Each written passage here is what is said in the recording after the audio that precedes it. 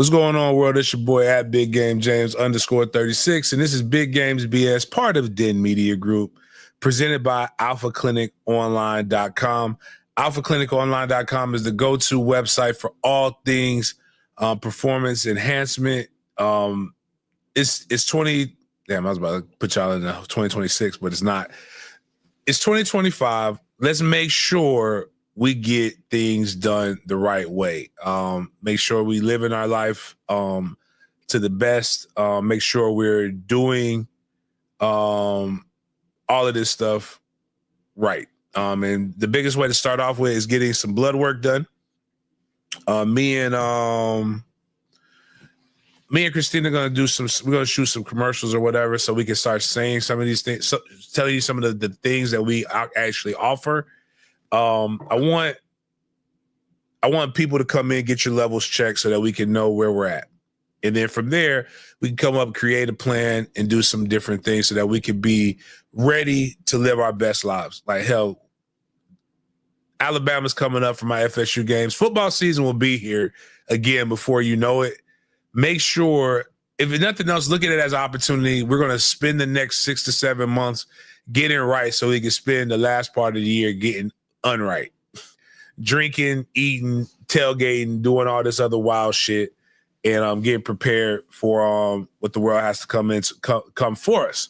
That's what you can do at Alpha Clinic. You don't just have to be a man, women, well, not children, but all of that stuff. And again, treating it like what it really is. It's a telehealth wellness program. Inside the world's greatest cigar lounge, Goodfellas Cigar Lounge, had a great meeting yesterday. Great owners meeting. We're gonna do some cool shit coming up. First things first, I got to get some. Actually, Jay, do you know how to make flyers? I guess it's really a graphic. Y'all both know how to make graphics, right? Yeah. I mean, you do the thumbnails and shit. All right, so may have to be doing some stuff like that. We're gonna big game the fuck out of this place. But starting with a Super Bowl watch party here at Goodfellas. 10 screens. We'll have 10 screens. We'll have drink specials. We'll have little games that we'll play. Like we'll play the square. I think it's called the square game. But have you seen it? Where you buy a number.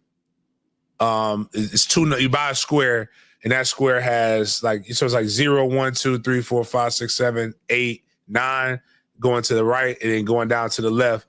And then whatever those numbers end with, like at the end of a quarter, end of a half, end of the game, like that's what you get. They pick a square. So like, let's say everybody puts $10 in, and there's 10 squares, is $100. Each one you can win like $25. So it's like a little fun quick gambling game. And we'll talk about parlays. We'll talk about other stuff like that. But basically, you'll come in. We'll have food. We'll have some barbecue. We'll have cigar rollers. We'll be giving away special commemorative Super Bowl cigars while supplies last. They'll have like we have the wrappers on cigars. The wrapper will be a cigar ring. I mean, it'll be a Super Bowl ring. So it's going to be really, really fly, really, really cool. We'll get those things going. Then what else we got? We've got we'll have a VD party February 14th. Come get VD, which is come spend VD, which is significant other, Valentine's Day. We'll be selling tables with a romantic evening of food. We'll have a band playing. We'll have some other cool shit, but it'll be kind of cool, quaint. Everybody's looking for stuff to do with their people. You'll go do it. I'll be in Orlando at a Pylon tournament. Getting active with my boys. But that will be for you guys. And then we have on February 28th, we have a cigar, basically a cigar company. We're gonna get everybody together. And people gonna be smoking stuff. All kinds of stuff. We'll be trying to get the memberships going. So we'll have all of these different announcements for Goodfellas for the month of February. I'm not acknowledging Twitter and my godson's father's being a jerk, trying to troll, even though I love him. We what else do we got going? I wanted to do an MLK party, but I'm not doing it. It's too quick. And I don't want to do it. Next year, I'm going to do an MLK party. And I want the MLK graphic with him with gold teeth and the fade. Like, people be like, you shouldn't disrespect him. Like, it was cool, and everything. Life probably would be different without him. But, like, Eric, nobody's above jokes. And we can have MLK looking very colorish. I mean, shit. MLK liked hoes, too. So, like, we I mean, it's real. He liked the hoes and he liked the drink. So, like, that's all documented. So I don't even understand why people get mad when he's on a club flyer, because the truth be told, that's where MLK would probably be for MLK Day if he was around today. Hell, that's where most of your favorite pastors are at anyway. So good fellas, we got some cool shit going on. We got some parties this weekend. February should be a really, really good month for that. Remember, an all-in membership here on this channel is a membership to Goodfellas Cigar Lounge. We do also offer memberships. We also want memberships to sold here at Goodfellas. So those are the things that we got going on here. Quick updates, quick housekeeping. We're going to probably start shooting some commercials and some things to interject them in the show, make the show a little bit more professional. As we grow, you grow. And on that note, what we got, Jade? Oh, my bad. Start off with the prayer. We led with the church announcement, so let's start off with the prayer.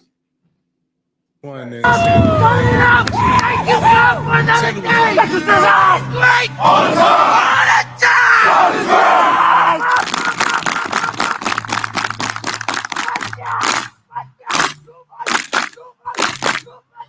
God is great. All right.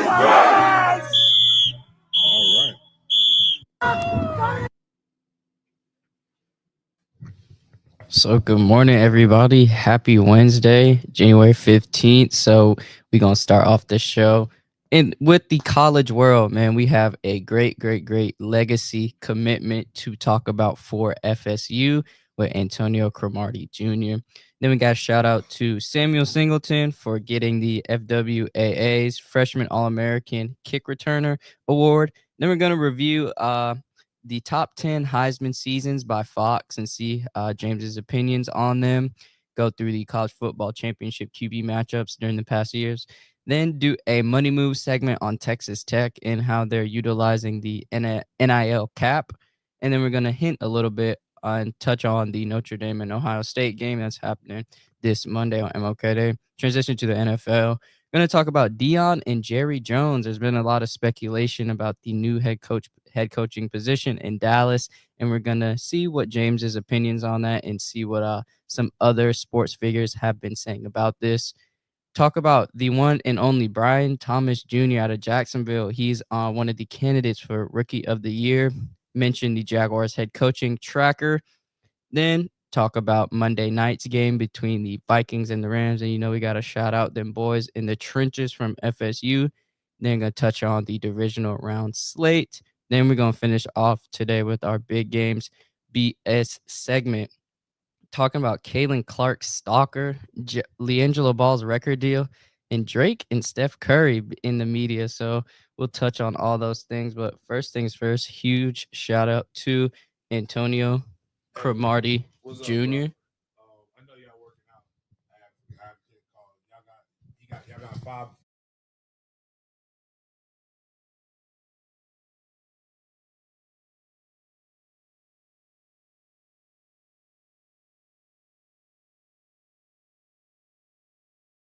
Just go on and talk about it, and then we'll bring Crow in. So, yeah, huge shout out to Antonio Cromartie Jr. And, man, if you guys didn't know, he has committed to FSU. Huge shout out to him, man. Much success. But let's break this off right now. Class of 2025 DB Antonio Cromartie Jr. has committed to Florida State. 6 foot, 175 DB, is the son of the former NFL All-Pro, 4-time Pro Bowler, and FSU Seminole Antonio Cromartie. So he said, quote, dreams to reality. Now it's time to continue the legacy. I believe he's a High School, James. Is that right? I think he plays both. Okay. Okay, so he plays both DB and safety out of Carrollton High. Major high school football out of Georgia, and they produce a lot of cats. Juju went there, right? He went to he's committed to Colorado, enrolled early, and man, they just have a bunch of dogs out there. So huge shout out to Antonio Cromartie Jr. and everything he has to offer. Super excited, and James, before we get him in, what do you think of Cromartie Jr., just how his play style is and the potential he has as a college and even a NFL player at the end of the day? Well, they call his dad the prototype, so that helps. One, I was very nervous for nephew because like he was very short. I thought he was gonna get his mom's height, and then like I saw, he probably don't even remember this, but like I saw him. I think it was at the Clemson game, and he was like he was just past my shoulders, and I hugged him because I was so grateful that he had grew. And then Crow tells me he's 6'1", so like he's obviously a kid who's still growing. He's also a young senior. He's only, I think he turns 18 over the summer. A lot of these guys that are already, his prospects are already 18 years old. He's got very good fundamentals. Even when he was smaller, you could see him being step for step, stride for stride with cats. So I think a lot of times, and I want Crow to come on here and just talk about it because, I mean, Daddy ain't doing no favors. So like, but that's my dog. We all Crow talks how Crow talks, and so that means this young man earned this spot. And I think what we'll see is once he gets here, he'll be able to play all the positions in the secondary, and that's how. And when you talk about pro prospects, if you want to get to the NFL, you got to be able to play. You got to play. If you can play everything, you got an opportunity. So cool. A lot of people probably haven't done this yet. I am literally leaning on privilege, and it's no privilege. So I ain't gonna bury the lead. Why don't we just go ahead and fuck what I got to say about Baby Crow? Let's just see what Crow and Baby Crow got to say about and pull him up. That boy say what Crow and Baby Crow got to say. Yeah, no matter my opinion. Like what's we'll get y'all on while we get this on. So first and foremost, tell us who you are, AJ, and so that the world can so the world knows who you are. Antonio Cromartie Jr. Go to Carrollton High School.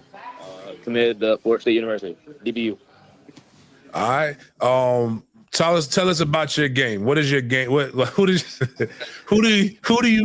you frame your game after? And what should Seminole Nations and rivals or anybody opponents, what kind of corner are they looking at facing or getting? I really don't try to play or try to make my game off anybody. I feel like the way I play DB is really unique because of just how smart of a DB I am. Some DBs are afraid to come down and hit. I'm not. That's probably my favorite thing to do while I was at safety over the year. It's coming down and fin the run, and then I force turnovers. Yeah. So talk about your path in high school. So what was it like being at a big powerhouse in Carrollton, having the Cromartie name, and trying to craft out and be your own man as you're doing all these different things? Was it difficult to get on that field? And when you got on that field, that wasn't getting you off? Just tell us a little bit about your career in high school leading up to this point. Starting in high school, I was 5'4". I was 5'2". I was 5'2", 100-something pounds. So I good. So I knew I wasn't getting on varsity anytime soon. Sophomore year, a little bit of the same, and then junior year, touched the field a little bit, hurt my shoulder. That really hauled me for the rest of the season. And last year, just put my head down, worked, got started every game. And, I just didn't look back. So. All right, so you say you started off at 5'2". So I asked Crow this, and I'll text Doc because I need to know the secret. Because my son is right at 5 foot right now, but he's in 6th grade, so I'm a little nervous. I need to know what meal plan did we take? Vitamins? What did we stretch them? What happened? How do we go? Because what's the height now? 6'1.5". So That's what we got. That's what we measured out on the OB. 6'1.5", 175. God damn. So okay, so we're gonna get some weight on him. That's the goal. Like not like muscle. We're gonna get a little bit of muscle. This I mean, because he's not early enroll, right? Because obviously he's out there with you. No, he's not an early enrollee. So I mean, he's out here with me. He'll be with me until probably like May 12th when he got his graduation on May 15th. So you talk about for the next 5 months, only thing he's gonna be doing is basically combine training and track workouts and everything else. So my whole objective why he's here is to try to just change his mentality and what he expects of himself. And, and the biggest thing is why he's out here, understand the opportunity that he has in front of him. Like, I'm not worried about the between the ears part. You know what I'm saying? It's going out and having the confidence and going out and play to the best of your ability, no matter if you fuck up or not. It's just when you going out there and going playing football. You're gonna get beat, fuck it, and keep it pushing. So his whole perspective and my whole perspective of him being out here is just try to change the mentality, how he attack the game and how he has to go about the game. So, that's what we're doing for the next 5 months. I mean, he's enrolled in school at West Georgia for to get some credit hours in, to get 9 hours in for this semester. So he's not just not doing anything. He's working out and going to school too. Nice. So some things that me and you have talked about offline, but I want people to hear from you. So is this to try to get Crow as a coach? Is this to repair the like a relationship that I don't necessarily know if it wasn't good just from online stuff, or is this did AJ earn this, or is this something that they were doing as a favor to Antonio Cromartie Sr.? Nah, man, this ain't no favor to me. You already know how I felt about the coach staff when they first got here. So how they gonna give me a favor? You know what I'm saying? But I think the biggest thing people fail to realize is my son was 12 when he met 11, 12 when he met Coach Norvell. You know what I'm saying? So Norvell's going to his 5th year here. Mm-hmm. So he's had a relationship with him. Norvell always checked in on him, or you know what I'm saying? It was that relationship. Same thing when Coach Atkins was there. It was just the point of they had that relationship. And people don't realize when you got relationships with people, they're gonna watch you grow. They're gonna watch you mature. They're gonna watch you do certain things. And if they feel like they can feel like your potential is where it needs to be, you can be a 1st and 3rd round draft pick when you decide to leave here. That's what it is. Like, I try to stay out of recruiting just for the simple fact that nobody can sit here and say that I got him a scholarship. That was my whole thing. Like, you didn't hear me talk about his recruiting besides when he got offered. Cool, I'll post it. That's about it. I was not trying to be involved. My biggest thing was just to give him tips and pointers on how to talk to the coaches, what to ask the coaches, and things like that. So my involvement in his recruiting was bare minimum. I just wanted him to have the experience for himself and not me being, not saying I'm not being a part of it, because I was a part of a standpoint. I was just making sure he communicated well, made sure he talked well, make sure he understood what to ask, making him understand what was bullshit and what was not bullshit, and try to read in between the lines of what coaches say. And I think with Norvell, Atkins, and then you add Pat Surtain into that mix, man, it's an easy thing. Like, when you got a guy like Pat Surtain and say, bro, he got it in between the ears, we just was waiting for him to grow. That speaks for itself. Like, I ain't do nothing. It's all on him. I know AJ got to work out. Is he still here, or did he bounce to go to the workout? No. We got a pool workout, so he right here. All right, AJ, what was that call like when did you get the offer from Florida State? I got it Christmas Day.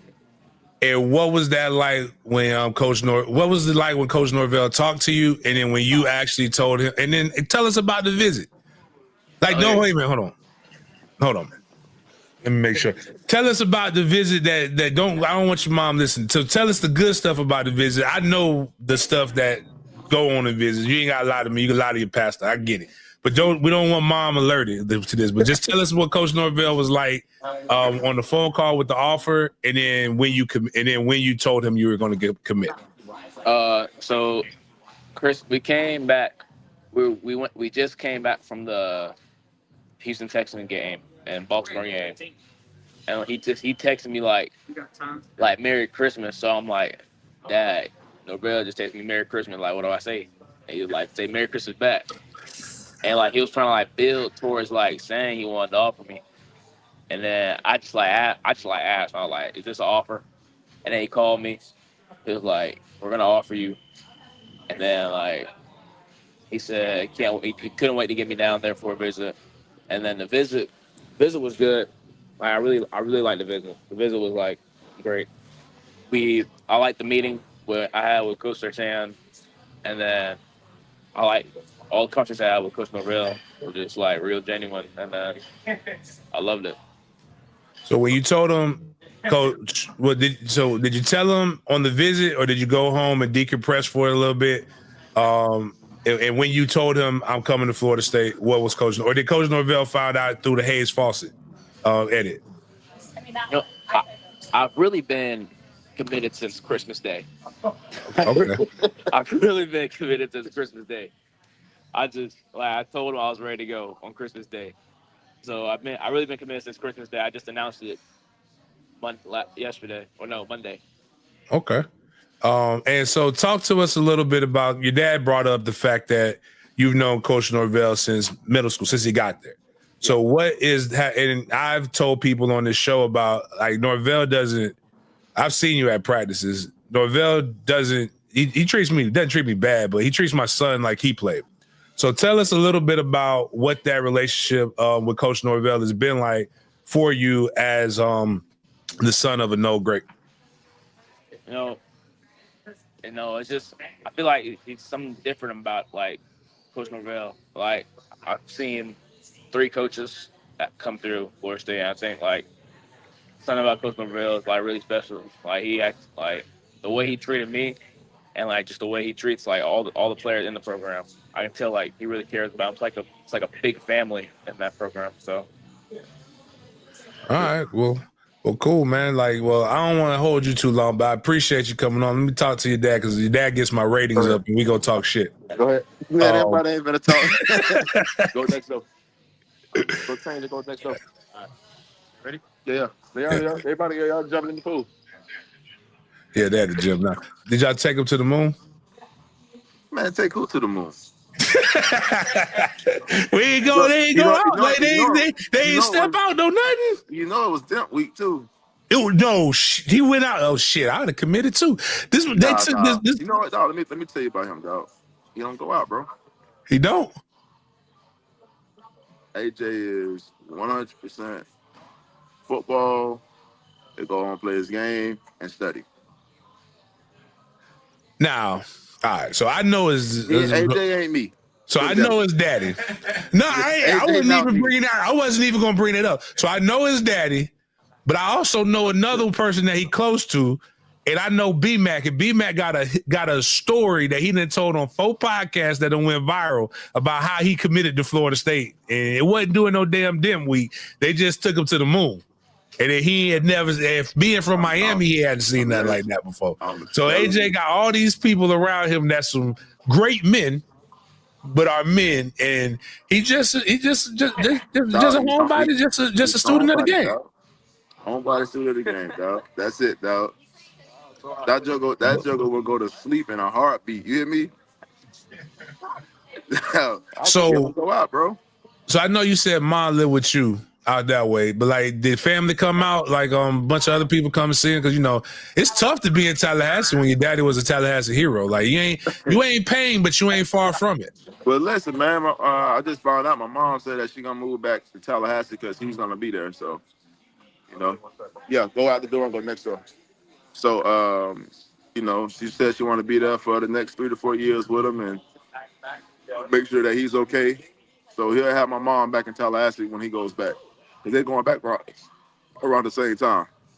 Okay, well, that's always something good and kind of cool to have, making sure, you got somebody there to keep him. And also, man, they ain't got Betty's like what we have. The food is okay. It ain't quite like. Sometimes you just got to have something that somebody cook that you like. Yeah, man. You ain't lying, bro.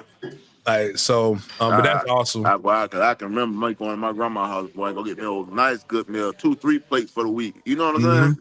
That was one. I told people that was one of the best. They were like, "Why you ain't leave?" I mean, shit. I can go to my mama house. I can go to Shingles. See, a lot of people don't like. I used to come to study hall and I go to Shingles.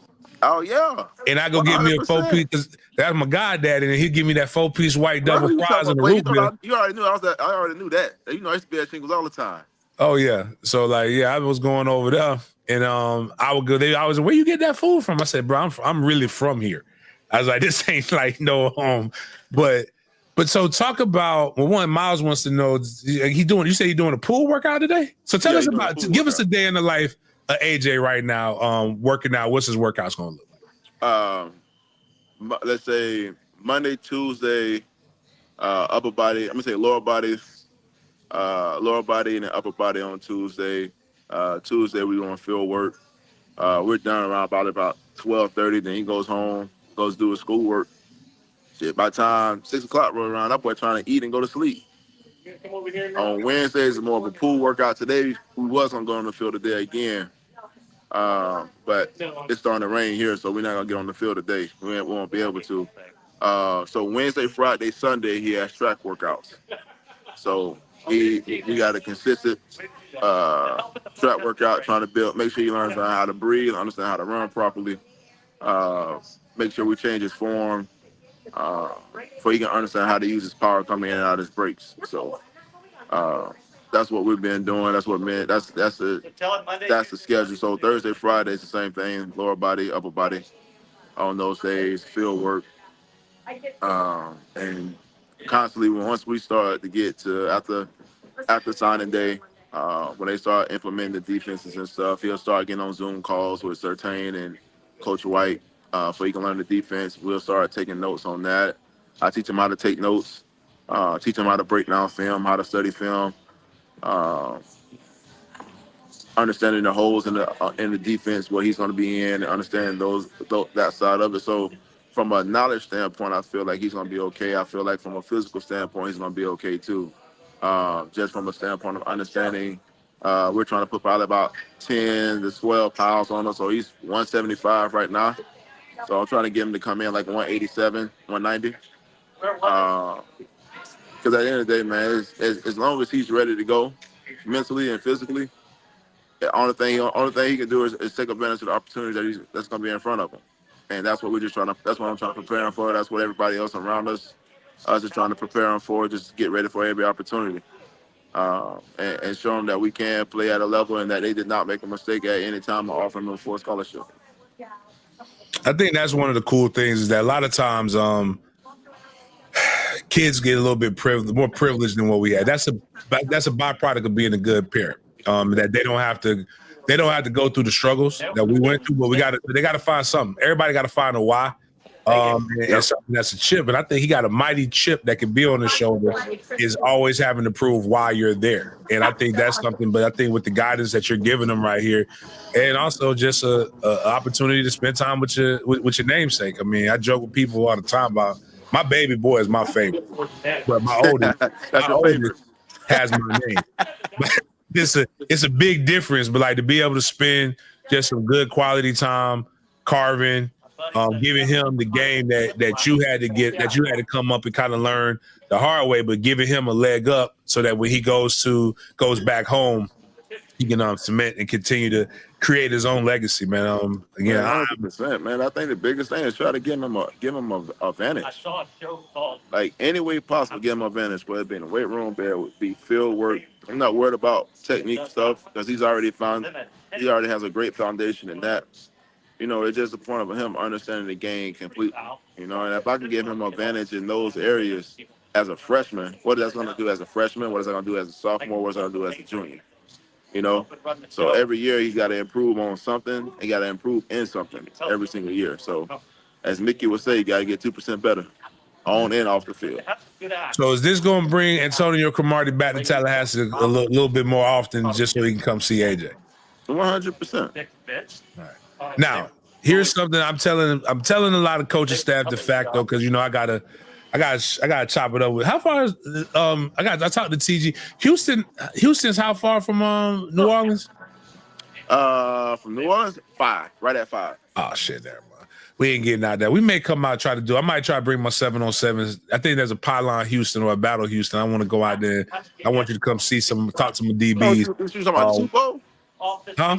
You going to the Super Bowl? I'm going to the Super Bowl. I ain't talking about. I'm going to the Super Bowl. But I was saying we're playing battle. My 7-on-7, my Domo team. We're doing Battle New Orleans in March. I was trying to say, but I tell the Florida State guys like, hey man, y'all just tell me who you want. I know the guy writing the check for this damn 7-on-7 team, and you know we can. I ain't gonna cheat, but I can get them there. But you guys some more jits now. You took that whole be fruitful and multiply thing and ran with it. But you got some other prospects. So like, you know, tell us about the other ones that have that they need to go ahead and offer sooner than later. I got 2 more, man. I got one that's gonna be a senior next year. He's actually 2026 class, like a 6-foot DB out in LA. He plays well. Started this year as a junior. So he's gonna be coming out here this summer to come work out and stuff. So that's another DB that I have. And we ain't gonna talk about it 2027. My 6'4" Julian Cromartie, receiver, 6'4", 185, 190. So he's 2027. I mean, he's just gonna be that kid. That is just special, dude. Works hard, and that's all. I mean, for the next 2 years, that's what we got coming up. They play 7-on-7. Yes, they do. Gonna keep them where they at. I'm about to say, you know, they want to get down. You know what I'm saying? I can get a play. We can make it happen. Like if we need because you know, my wide receiver room crazy though. We got 2 5-stars, 2 4-stars, and then we got K Fryer. That's gonna be the Pilgrim of the year. Yeah, you know, you remember Matt Fryer played on the 93 championship team. This young one right here, boy. I had to tell him, I was like, hey man, this is a tune-up tournament. Stop diving for the damn ball, man. I don't want you getting hurt. Do that next week. Don't do that this week. But like he played like every white stereotype people have for football players. That motherfucker is them. Like first on the field, last off, more quick than fast. Great high motor. Like I'm sitting here laughing. I'm like, damn, this shit is really everything that they say about white people. Hey, I'll put it like this: my son Julian, if you go watch his highlight, he ain't about me when I played receiver in high school. But he can catch though, because you know you used to struggle. I ain't had no contacts then. Oh, fair enough. I can see catch a cold. But hey, freshman sophomore year, boy. Hey, I was out there saying I was in a blur when I was. It went till I got the link and it was like, "Can you see?" I was like, "Nah." Bro, we played North Florida Christian when he was there. We told the punter, we said it's one rule. He's like, I don't give a fuck if you punt that bitch 5 yards out of bounds. What you not gonna do is punt it to where he can just catch it. This motherfucker did that shit twice, I think. I said, man, I was on punt. I didn't even try. I was like, you ain't finna have me pull no goddamn hamstring out here. I said, that motherfucker gone. He done took 3 steps. He had top speed. I ain't catching him. I don't care about no effort. Like out here, he already faster than me without it with the head start. If he got the head start, it's just gonna look bad. All I'm gonna do is make his highlight film. People don't even understand though. We used to play at the track, bro. Yeah. That was the football field for Florida High, bro. It was on the track. It was at the track field right there, dog. That's the crazy thing. That's what every time I walk by, because we do the tailgates at Lot 19, so I was walking with my son and said that's why I used to play football on Friday nights. And he was like, you play football on Friday nights here, and then you transition to play football on Saturdays there. I said, yeah. I said, everybody can't play at Florida State. It's very difficult to be from Tallahassee and play for Florida State. You ain't lying about that, boy. I said, if you suck, everybody, where you gonna go? If you in Jacksonville and you ain't no good, right? You come back home and you ain't got to see it every day. But if you from Tallahassee and you don't play or Florida State bad, there is literally nowhere to go. Like, you got to be good.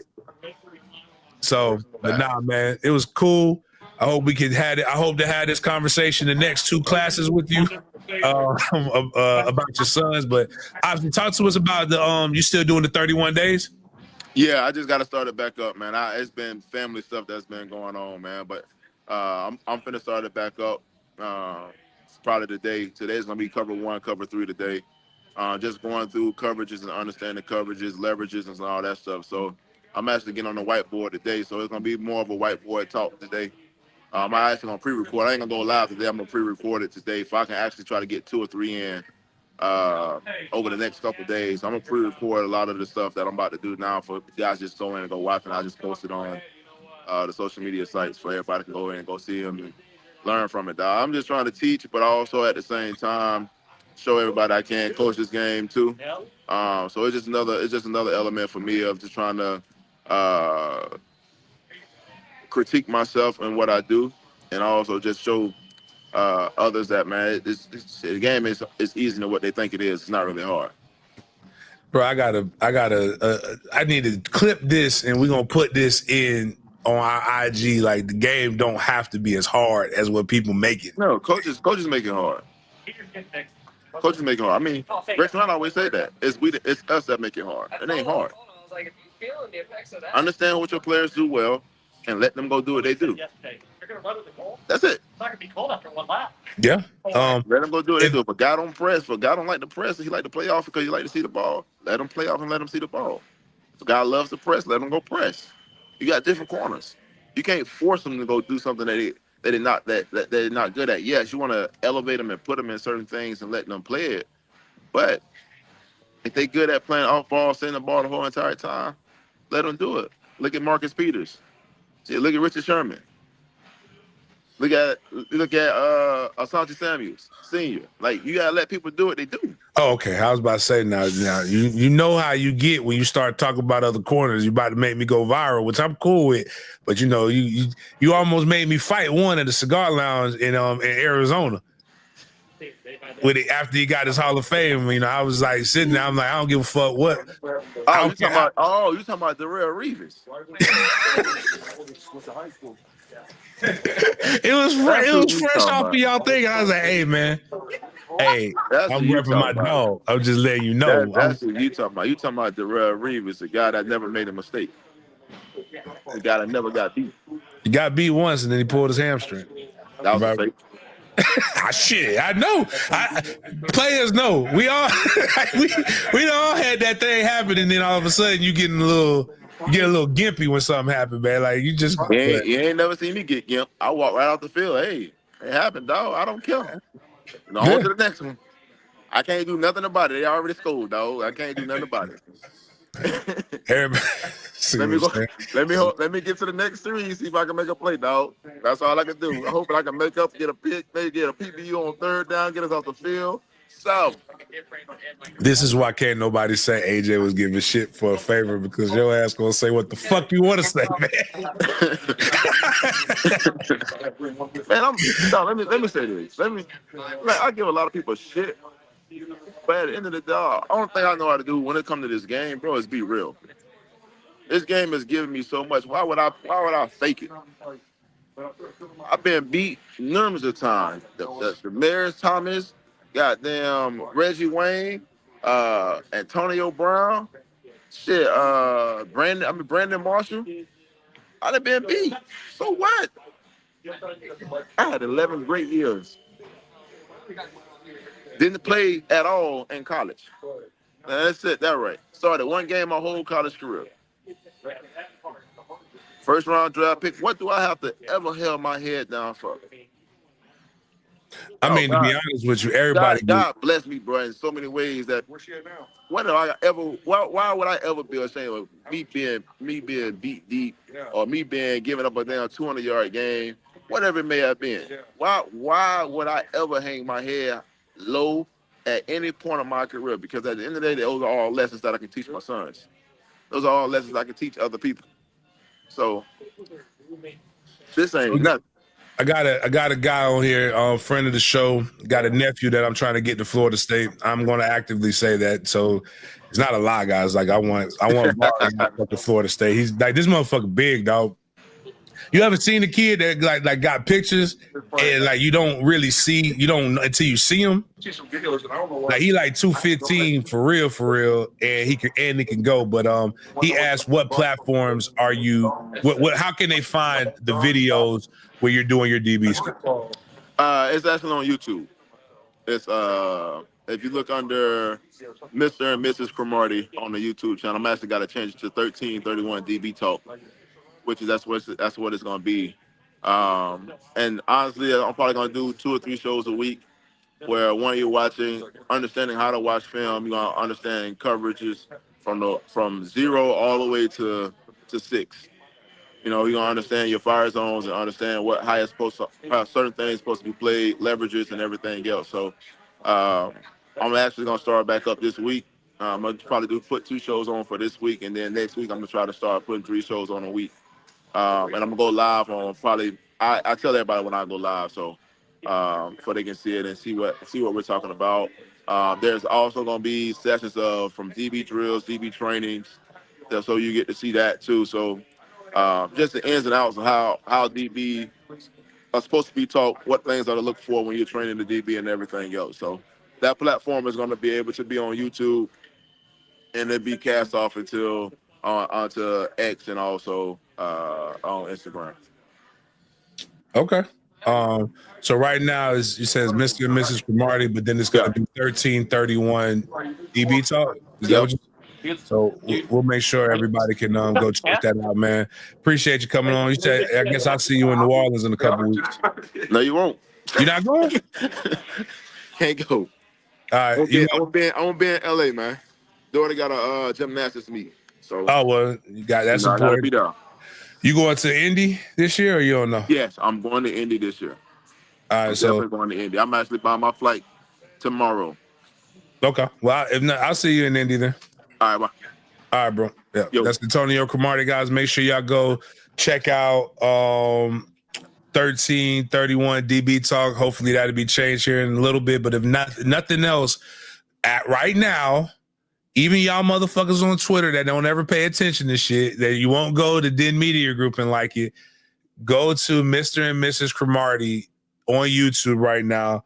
Like that channel and do some other different things. T-Rob, I'm probably going to do some running back stuff here shortly. I want to talk to running backs and watch huddle film with them live so that we can do some breakdowns and get after some stuff and So actually talk to nephew about that, see if he's interested in us breaking down one of his games and us just watching it live or even some of his highlights and just talking about good running back play and stuff of that nature. I think that would be on Big Games Gridiron that y'all need to be liking. Now, formerly just Mandarin University, but we're going to change that channel into something that's a little bit more exhaustive because of what the relationships we have with Domo. So appreciate Reggie Martin continuing to update us about the numbers.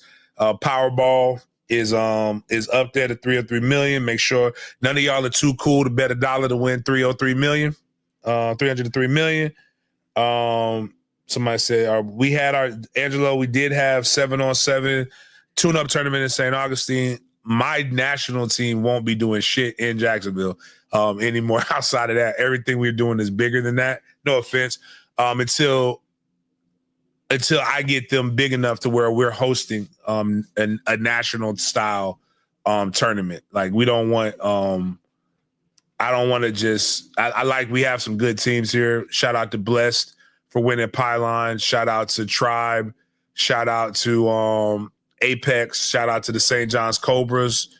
A lot of good teams here, but it doesn't make sense for us to do that right now. But I will. My goal is down the road to bring a national. The whole purpose of this is to bring national exposure. Southeast Georgia, Northeast Florida, up this way. Miami's gonna always be Miami. Central Florida's gonna always Central Florida. We play a really good brand of football up here, and we need people to be able to see that. But I'm gonna tell you this much: Pylon Orlando, February 15th is 16th. It's gonna be a movie, so you want to make sure you're there for that. But also make sure you're checking out, go follow Big Games Gridiron as well as the media group. We will be posting a lot of the interviews that we have with Cats here with Domo. We'll have some good content. We still got content from this past weekend. We got to update and release, but we'll have tons of content from Battle Miami and some of the other different things, as well as the Mandarin University documentary. The first episode should be up in a week, either this week or early next week, this weekend or early next week. So cool. But that was dope, man. I like being able to just, who else can do that? Like, can anybody just call up somebody and then just boom, just put them right there, spur of the moment interview? Did y'all like that shit with AJ? Like, that was kind of, regardless of how you feel about it, I thought that was kind of cool, right? Like to see him and, you listen to how he kind of came through the high school ranks and had to fight through and persevere because he was a midget and then he grew. But everybody know Doc. Doc ain't very tall. And but I still didn't get y'all notice he still didn't give me the formula for how they got him so much taller. But, I'm going to figure it out. I'll see Doc during the Super Bowl and all the other shit. So, like, somebody going to tell me how to get my son taller. But to know that he went from 5'2" to 6'1", or about 6'1", in really little under 4 years is also cool. But again, real good kid. It's funny how when you know both parents and you looking at them, and it's freaky because you can see both of them. Like, I see Aaron or Doc, as y'all know it, and then I see Crow. Like, you see Crow more so when you see him from far away because of the silhouette with the hair and everything else. But then, you see Doc with that as well. So, but yeah, so, all right, what we got? So we got to talk about Samuel Singleton, and he has been named the FWAA's freshman All-American kick returner. So I'm going to share this with you all so you all can tag along and read along. So he had a 95-yard touchdown return at Duke, and this was the first by FSU freshman since 2013 and the only kick return touchdown by a freshman in a P4 conference in 2024. His 373 kick return yards in 2024 were the most among Power 4 freshmen. So huge shout out to Sam Singleton. And James, what do you think of Samuel Singleton's potential and projection at his career at FSU? And do you think he'll really master his kick returning skills, or do you think he can transcend more into the running back room, or have a little bit of both? Oh, man, I think he's a really dynamic player. I got a chance to coach against Sam when he was at Fleming Island High School. And he, it was crazy. I remember watching him. I'm like, he's okay. John,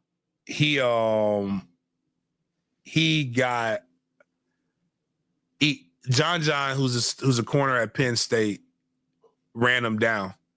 And I said, yeah, I don't want him. Because people know, like, when I play in fifth quarter and some of these other things on Twitter, when I'm playing against an FSU commit, I'm live tweeting it. And then that motherfucker he said, he didn't go full speed. And then that next time he did it, that motherfucker jammed the accelerator. And I said, shit. Yeah, I'm glad he coming to Florida State. I don't want no problems. But he did a great job. I mean, he's a big back. I'm excited to see what we can do with him on the field. He's a legit track speed guy. So I think he's dope. So yeah, shout out Sam for getting that recognition, and keep doing your thing, keep grinding in the lab. So we have to talk about something you sent me, James, this Alabama State University making history. So on January 13th, on Monday, they had their first day of women's flag football tryouts. And huge shout out to this program for doing something, having flag football for the girls, getting them active. And man, just a huge shout out to that school. Everybody involved, the coaching staff, the athletic department, the AD. Man, James, what do you think about Alabama State doing this and just having something for these young athletes? All right, click on that I guess the second one to the left bottom. Yeah, like, let me see this. What does this person look like? See, this is the problem. All right.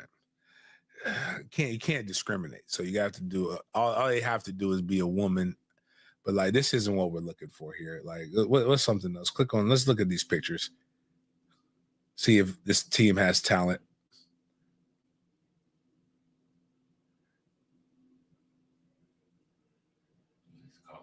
Yeah, these are college chicks. I'm just not. This isn't what I was. Is this the best? Is the best one the one to the left? And that's not even good. Like I'm trying to see if there's some talent here. Like I'm not. Like, all right. As a guy who trained the LFL, the Lingerie Football League, nobody wants to see a team that looks like my son's 12U or 14U 7-on-17. We got to get the reason why young men go to Alabama State, FAMU, some of these HBCUs. We got to get the BBLs out there. We need we need a coach that has to challenge himself every week to not try to be with one of the young ladies on the team. Like that's what we need in order. Oh, okay. Well, that one right there could be on the team. Like that's a lot. That's a lot. That's a yam. That's a yam hawk. If we're being honest, but what this does let me know, in order to Bruss A13, I don't think you really understand what I'm saying. Like we ain't trying to win games here, but you're right. We gotta. I do think we have my youth football camp every year. I really think about. I've seen people do this with like. I think we just need to do some women, some women football camps. Like I would really like to do that. Like really expand the game. Like a lot of these women in here are gorgeous that watch the show. I've seen some of them. I assume even some of y'all who don't, I should make it mandatory that if you're a woman on this channel so that we can know that you're real, you got to put your picture in the profile. But nah,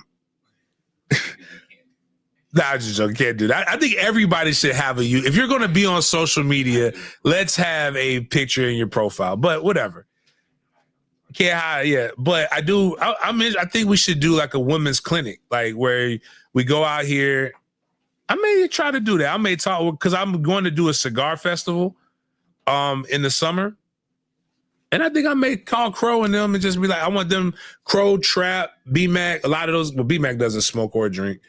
All my guys who smoke cigars, I want them to come on out and maybe we have the cigar festival on the Friday, but then on like maybe Saturday morning, I go up to one of the fields and we have like a 3-4 hour women's football boot camp where you learn basic fundamentals, so that you can watch the game and you can be able to speak intelligently about the game.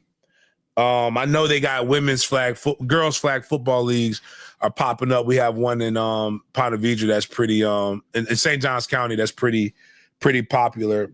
Somebody said that girl could be the center right there to the left. That would be y'all wild for that. Y'all wild for that. But yeah. But I do know this from coaching the LFL, even the pretty girls, like it was a lot of pretty women on that. Women hate each other. Like if you tell a woman that she needs to destroy that other woman on the other side of her, regardless of how much money, if it's money involved or not, she's going to destroy the woman on the other side of her. It's crazy. But I am interested in growing the game, so I think that would be cool. So, but yeah, shout out to Alabama HBCUs being creative with what they're doing, and I hope that this becomes really, really. I hope this becomes really, really good because I think there's a lot of girls who aren't fast enough to necessarily do track, but they would kill it in this. They're not tall enough to hoop, but they would kill it in this. So it gives another opportunity for females to be able to go out there and express their athletic ability through sport. Yeah, huge shout out to Alabama State, and we're going to continue on the college route. So, James, I want to note your opinion on this post by Fox. Who was it? Fox Sports. Yeah, I just wanted to make sure I was right. These are the top 10 Heisman seasons ever, and this is per Fox Sports. So I'm going to read some of the names on this list. 1, Barry Sanders. 2, Joe Burrow. 3, Travis Hunter. 4, Cam Newton. Charles Woodson, Tony Dorsett, Johnny Manziel, Marcus Allen, Tim Tebow, and our own Florida's own Lamar Jackson. So, James, what do you think about this list? Is there any numbers you would change, people you will add, take away? I want you to have the floor. Charles Woodson won, right? Didn't Charles Woodson win a Heisman? I'm making sure I'm right. Where was he at? Did they say him the number? He's too low. Too low. But you know what? No, keep him at 5. Travis Hunter is not 3. Not even close. Archie Griffin 1, 2. So he needs to be up there. I just didn't see Charles Woodson when I was saying. I knew he won. I'm like, that's just one of the ones that I think should be all the way up there. Jameis, like, legitimately went undefeated as a freshman. He should be up there. Tim Tebow, I'll give you Tim Tebow. Give Cam Newton. The reason why Lamar Jackson, I don't think he should be in the top 10 is because if it were a better field of play that year, Lamar Jackson would not have won the Heisman. It's not that he wasn't good, but he was I think an 8-5 quarterback. Actually, to be honest with you, Tim Tebow shouldn't be there either. Actually, I'm with 9 and 10 not being on that list. Tim Tebow won the Heisman the year that he probably because the field was down. Now his national championship year probably deserved the Heisman more than I believe he did that year. He got the Heisman for a stat that doesn't even matter to quarterbacks. He broke the rushing record in the SEC. Like, kudos, good for you. That's not a good reason to win the Heisman. Travis Hunter, I believe you can make him top 10, and Charles Woodson for the same reason, for what they did on both sides of the ball. But I don't think I think number 3 is extremely short-sighted. I mean, not short-sighted. What does they call it? Prisoner of the moment.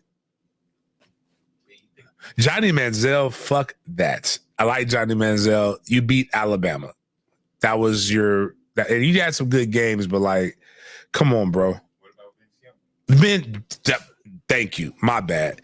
Vince Young's year. Vince Young, Reggie Bush. Those are guys who were like iconic Heisman Trophy winners, but Vince Young didn't win the Heisman. Reggie won the Heisman that year. He got stripped. So but no, it doesn't go. But Reggie got it back though. But Vince Young should have won it that year. But I would give it to Reggie Bush.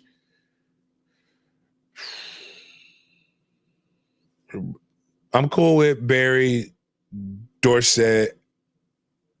Joe Burrow should be lower, but I'm not mad at Joe Burrow. He set a lot of records. J5 should be in there. Fuck that. Charlie should be in there. What Charlie did on that 93 team and revolutionizing the way we play the game, it's crazy that Charlie isn't in there.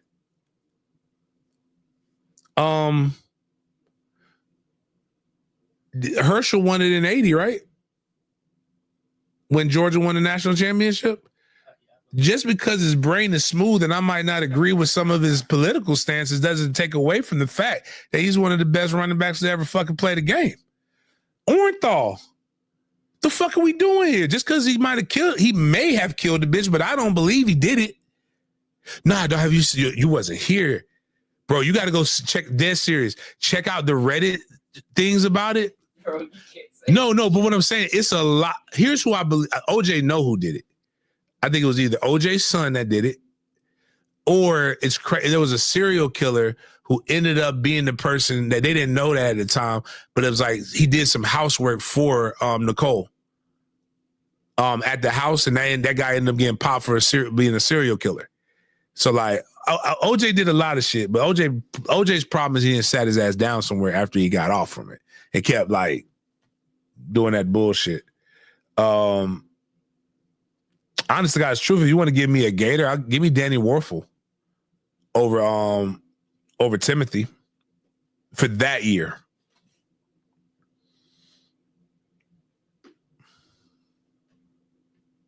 Trying to think. But that being said, the Heisman just used to really go to the. It's been some bad Heisman, and I don't want to pretend like I know like some of them Notre Dame, Johnny Unitas or some shit. Like I don't want to pretend like I know. Like I'm just a student at a game like that. But the only one I really have a problem with, and it's not a problem because of him. My problem is Travis Hunter should not be number 3. And they know that. They did that for clicks. But, all right.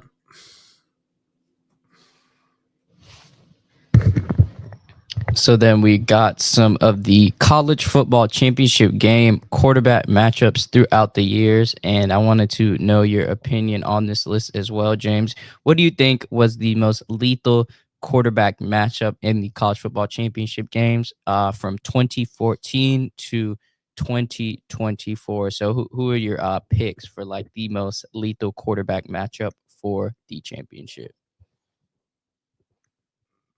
Let me see. Blow it up.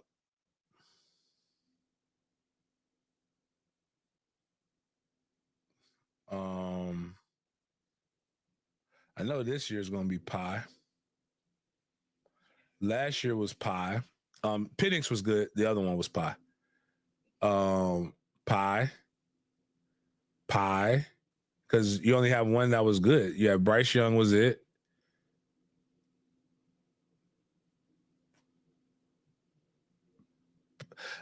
If you had to tell me 2019, 2020. All right, we had 18, 19, 20 of some really good matchups for 3 in a row. Those are all guys who made it to the league, all NFL guys too. Mac Jones, I could pick on Mac Jones right now about him. He's a marginal NFL player, but he performed very well in college in Alabama. Had some cats at wide receiver. Who's Deshaun Watson? Who's the 20? And that's the one when that's not the one they ended up coming. They flipped, right? No, that was against Georgia when Jalen Hurts got benched for Tua. No, I think that was 2017. So it was that. Oh, that was this, right? That was no, because wait a minute. Yeah, that was 2017 because Tua, that was the playoff game. Tua ended up starting the next game. I don't want to give you 2016, but Deshaun Watson was very good in college. Who did Deshaun go up against in 15?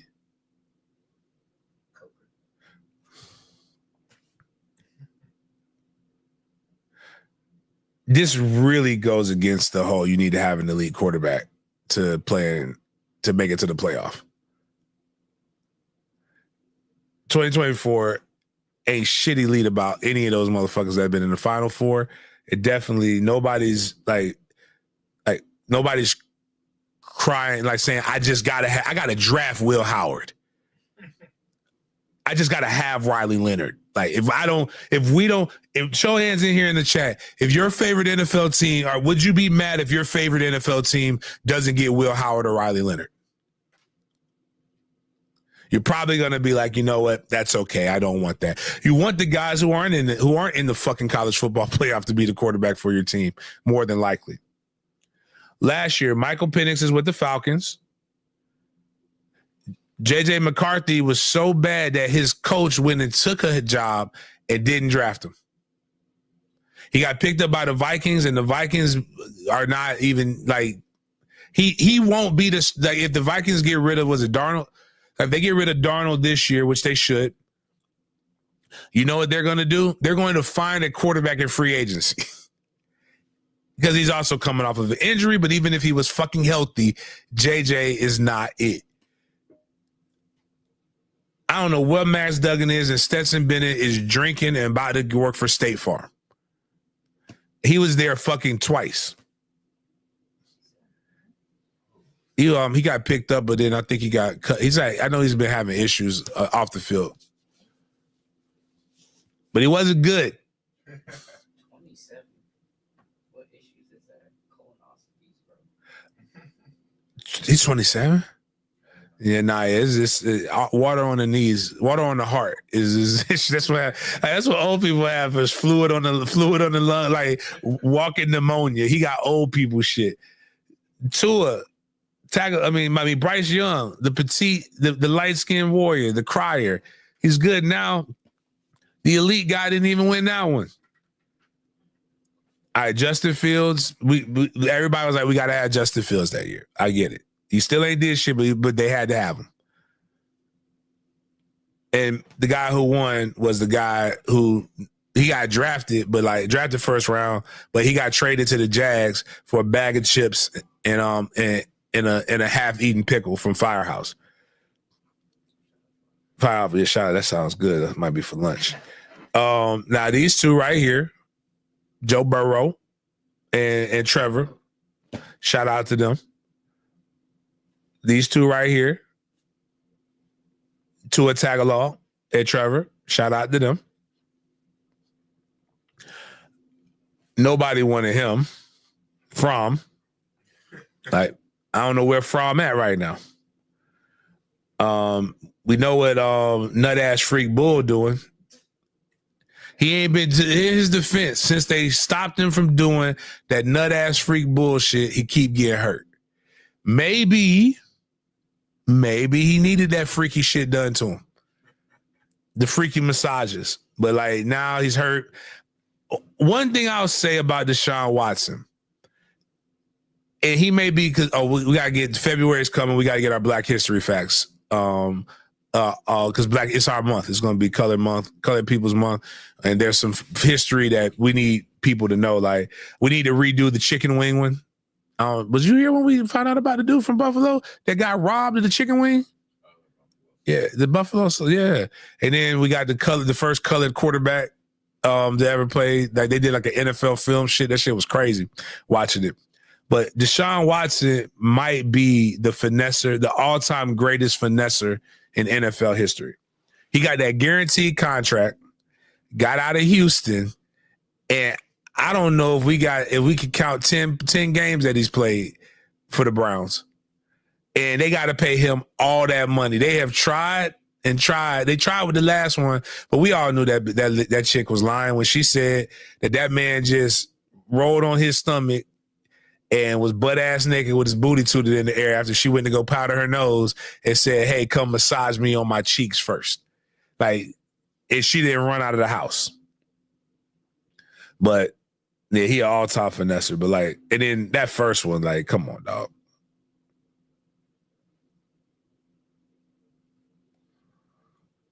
Oh, no, that's somebody else. I don't need to answer that. But, yeah, so all-time finesser of the year. But, like, yeah, none of those it's only 3 of those matchups were interesting. I'm going to watch it because I'm a degenerate and I love football. But outside of that, yeah. We have our money moves segment of today, and we're going to highlight Texas Tech. So let me share this with you all right now, and then we will start right now. So Texas Tech plans to share the $20.5 million in payments to athletes. Here's how much athletes will get yearly. So basketball players, $275,000, football players, $179,000, and baseball, $33,000. Now, before we dive into these numbers, I want to share with you all some information if you did not know. So as a part of the House versus NCAA proposed settlement, schools will be allowed to share athletic department revenues with their varsity athletes beginning in the 2025-2026 academic year. So D1 NCAA schools will be allowed to distribute revenue to their athletes up to 22% of the average Power 5 school annual athletic revenue, subject to a tentative revenue sharing cap of $20.5 million per school for the 2025-2026 year. So that's why Texas Tech had that $20.5 million. And this annual cap is estimated to grow around $30 million over the next 10 years. So that is some little background information for Texas Tech and the whole NCAA Division I schools. And is obviously clear to note that basketball gets more money than the football players because you have a 15-man roster compared to, I think it's like 105 I saw online, something like that. Yeah, 105. So that's why the basketball players get more money with the averages, because there's less pieces of the pie to cut. And so with Texas Tech, what they decided to do was share this equally among the top sports. So if you see the top 3 categories, football, men's basketball, women's basketball, their average percent of attributable revenue for the fiscal year 2021 to 2023, football contributed, let's just round it up, 70%, and then men's basketball 17.4%, and then women's basketball around 3%. And so we go into the next column, the projected revenue share percentage, football 74%, basketball 17 to 18, and women's basketball around 2%. And so this means that the projected revenue share amount from that 20 million, it'll be a 15.2 for football, men's basketball are around 3.5 million, women's basketball 410,000, and baseball 389,000. And so how they got these numbers, the 275,000 for basketball, for example, I assume they took the average of the 3.48 to 3.69, divided it by the 15-man roster. That's how you get the 275,000. So what do you think of this revenue sharing for Texas Tech, James? Do you think this is going to be the premier process and formulation for the new NIL? And you think this is a good idea, bad idea? What are your thoughts on this? I think it works for Texas Tech. I think they'll always have to worry about people coming and poaching their players. This is communism. Everybody, or socialism, everybody is getting the fair share, the same. I believe in equity over equality. I don't want that. Like, if my son, I believe in having a floor, minimum, like a minimum wage. But if that's all he can make, then if I'm a top player, I'm not considering Texas Tech. Now, if I'm just a good player and I don't have much to negotiate with, and they offer me 175 is better than 0.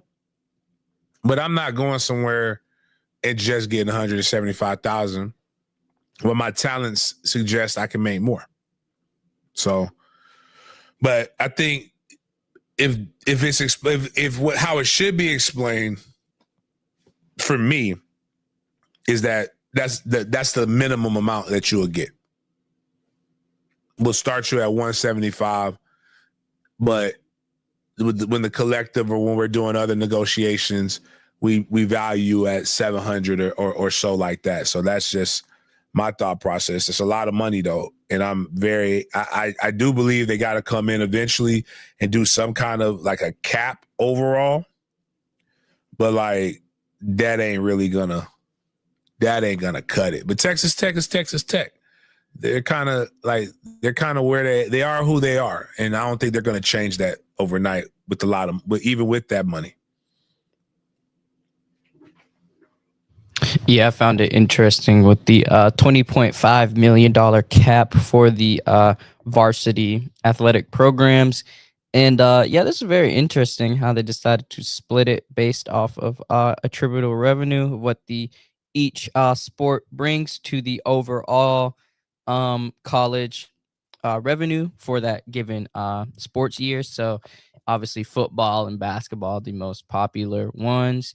And I'm excited to see how this will go, the landscape of it, and especially with other schools maybe looking at this as a benchmark for their NIL program, just to have some systems in place. I know schools are going to have GMs now, and GMs are probably going to look at Texas Tech, may take things they like, things they don't like. So I just wanted to share this with you all, give a little background information on this new NIL space. And so you can be informed when you watching Sports Center and they're doing some garbage takes, or you're on Twitter and you see some false news. So we just want to make sure y'all stay positive out here, stay informed. And we're going to get into touch a little bit on the Ohio State and the Notre Dame game on Monday, MLK Day. Does Marcus Freeman have the chance to become the first Black head coach to win a national championship on MLK Day? Will the scriptwriters let that happen? But some information for y'all. Ohio State leads Notre Dame in the all-time series 6-2. And man, Ryan Day, Marcus Freeman, this is going to be a legendary matchup for college. So we're going to get into some of the current odds per ESPN bet and just look at some of the team stats of the two teams just to see where our head is at if we decided to bet, things of that nature. So I'm going to get that pulled up for you guys right quick. And while I get it pulled up, I'm going to just talk about it. So let's get this thing going right now. Let me zoom in. So the current odds on ESPN, Ohio State is favored by 8 points. The total for the over-under is 45.5. The money line for Ohio State is currently at -380, meaning you have to bet $380 to win $100 in profit. And Notre Dame's money line is $290, meaning you bet $100, you make $290 in profit. So we're going to look at the team stats of Ohio State and of Notre Dame just to give us a kind of good gauge on what they do well, poorly, and let's get this thing started. So if you guys didn't know about the team stats category on ESPN, you click on the team, you go on statistics, and then they have players and team split, and you just click on team, and then it'll give you a whole list of these categories right here. So let's get some notable team statistics for you right now. So Ohio State averages 37.4 points per game. They have 561 total points this season, 76 touchdowns. And let's get into the passing. So they get about 9.2 yards per pass attempt, and they have around 265 net passing yards per game, 35 touchdowns, 10 interceptions, have 15 sacks on the season, resulting in 102 yards lost. Now let's get into some of the key rushing stats. They average about 5 yards per carry, and they average about 163.2 rushing yards per game and 32 rushing touchdowns. And these are some of the other stats as well. Time of possession, they average about 30 minutes of top, James. That's a lot of top. That's a lot of top. And they have 14 fumbles, and they lost 4 of them. So they have a turnover, and they have a turnover ratio of about 5. And before we get James's opinion on this and of the odds in general, I want to just touch on Notre Dame's team stats as well. So we're going to get into that right here. And like I mentioned before, if you want to see these stats, these are on ESPN as well. Just click on the team you want to see, click on statistics, and go to the team column. And you can even do this for FSU, but I don't know if you want to do that for this past season. But anyways, we have Notre Dame averaging 38.5 total points per game. They have 7.1 yards per pass attempt, and they average around 194.3 passing yards per game, 22 touchdowns, 8 interceptions, 23 sacks, 121 yards lost. They average 5.8 yards per rush attempt, and they average around 210.8 rushing yards per game. And let's look at this top. They got a top of 30 minutes as well, James. So this is going to be a battle of the top. 12 fumbles, and 7 of them were lost. So based off this information, Luke, I hope you in the chat, James, just about what you know about this game. What do you think if you had to bet some kind of wager, over, under, money line, the spread, what would you bet on, and how important are these stats, influential are these stats for the betting game, the betting odds? I mean, styles make fights. So like, how well do you think? Go back. How well do you? It's the only stat that matters, and it's kind of hard because they've never matched up with a wide receiver core that's kind of like Ohio State's. So it just doesn't. I don't know. It's hard for me to like just go out and just say. I mean. Penn State's so bad that they didn't complete a pass to a wide receiver, and their quarterback says he's coming back, and one of their top wide receivers says, "Fuck it, I'm out." Like that's literally what happened. So it's kind of like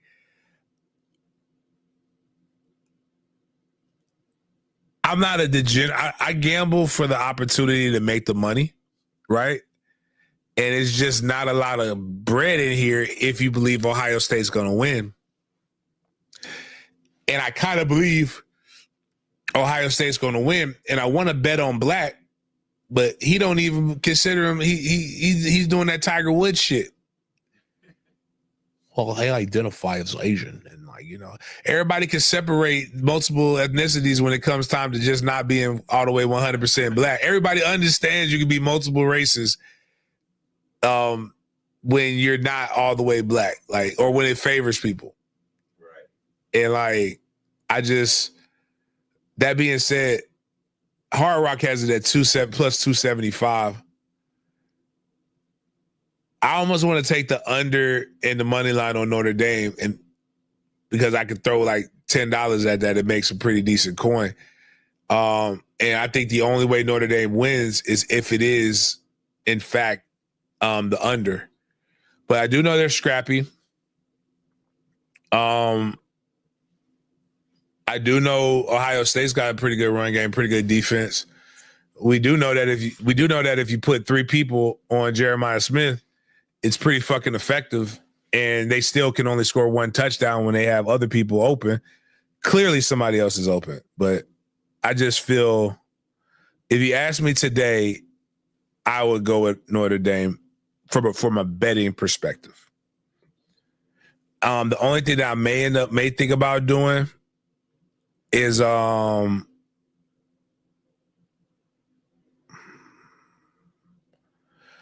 may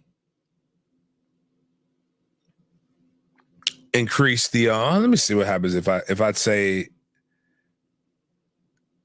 like, if I think Notre Dame's going to win, right, and I get minus 110, if I take the -8, plus 8, excuse me. I wonder what would happen if I just said I think it could be closer than that.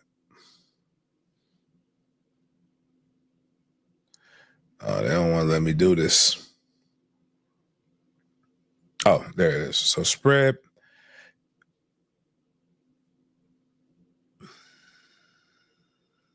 So if I said I think, oh yeah, if you lower it down to where you think that it's going to be a close game and you only got 4 points,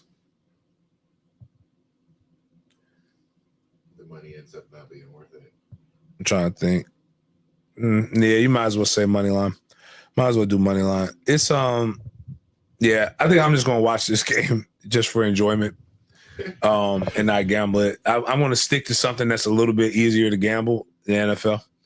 The evolution that we need gambling to enjoy what we used to just watch. Well, what happens is it's just like fantasy football. Yeah. Like if you didn't like the NFL, play fantasy football and you'll like the NFL. Yeah. Because it gives you you need something to root for. And people enjoy college because you root for the team. But when your team's not playing, who do you root for? But now that you have the money on it, it gives you something to actively root for. That stakes. Yeah, you have a stake in this. So I just know college has been so crazy this year that I think I know football, but clearly I don't. The only thing I can pick, I can pick the NFL really, really fucking accurately. So, yeah, I would know who to pick either. I feel like these games have been, even with the 12-team playoff, they've been kind of unexpected just with the different levels of play and different teams. Obviously, Notre Dame, their route to get to the championship. But yeah, we'll see that the money line for Notre Dame is looking pretty good though. Plus 290. What was it on Hard Rock? 275. Still, that's still good. Yeah, that's crazy. You bet $10, you get $27.50 in profit, 275. So man, if you betting, good luck out there and hope you guys cash in y'all bets because Valentine's Day is coming up and you do not want your girl to leave you. So we will talk about the Dallas Cowboys and Deion Sanders. Man, there has been a lot of talk on Twitter, especially even on ESPN with this. So Jerry Jones spoke to Coach Prime about the Cowboys head coaching job after we announced on the show on Monday that they let go of Mike McCarthy, and this is Prime's response to getting that call, that conversation from Jerry Jones. Quote, "To hear from Jerry Jones is truly delightful and is intriguing." Deion Sanders told ESPN on Monday night, quote, "I love Jerry and believe in Jerry. After you hang up and process it and think about it, it's intriguing. But I love Boulder and everything there is about our team, the coaches, our student body, and the community." And one thing I want to just preface before we get into this, James, is this is the statement from Jerry Jones about the firing of Mike McCarthy. So, quote, "Throughout Mike McCarthy's tenure here, including the last several weeks, I have been very complimentary of the job he has done." That just like Jerry just needs to yeah, I just don't even get it. "That has applied to our record over that time period, our team unity and culture, Mike's qualifications and track record of success, and on a personal level and as a tremendous human being. I have great respect for Mike, and he has led the team through some very unique and challenging times during this tenure." I don't want to read any more of it because it's just pretty much a bunch of nonsense, but a lot of people have been speculating on this, and ESPN's number one moneymaker, Stephen A., shared his list for the top 5.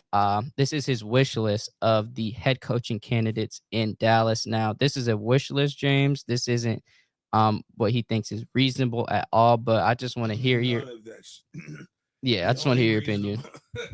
The only reasonable ones are the 4th and the 5th one. Like,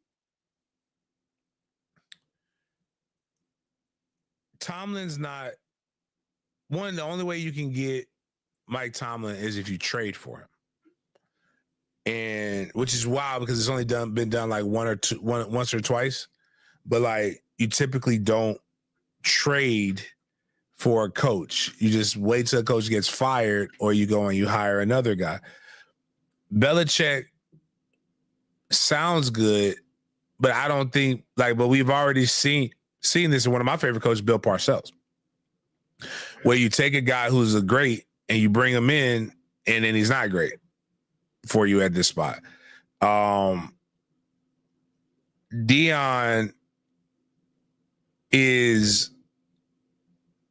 makes sense, but here's the problem.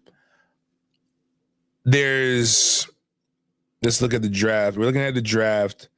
They have the 12th pick. The Titans need a quarterback. The Browns are more than likely going to go in the quarterback direction. Even if they don't, let's say they stick with what they have. The Giants need a quarterback. The Raiders need a quarterback. I believe the Jets will need a quarterback, but they may like what they got with Jordan Travis, and I hope they kind of go with that for another year. You've got 4 teams in the top 12 that could be going for quarterbacks. Now, what a lot of people fail to realize is that what the Cowboys do have is they do have capital, not necessarily draft capital to trade up, but to trade the pick after the kid has been drafted. The only way you would get Deion to come in is if you can guarantee him Shadur will be drafted.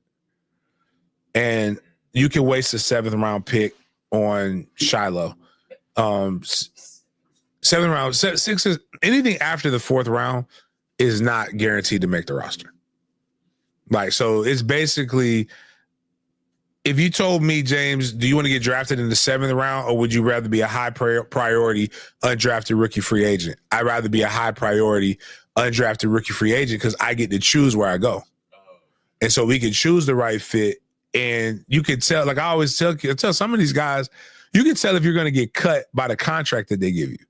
Like they have, like these drafted free agents, and as a guy who's been through that process, you get a contract, and if they tell you how much money is guaranteed, if you got anywhere between 30 to 50% of that contract guaranteed, bitch, you ain't getting cut unless you do something really fucking stupid. You are more than likely making that roster.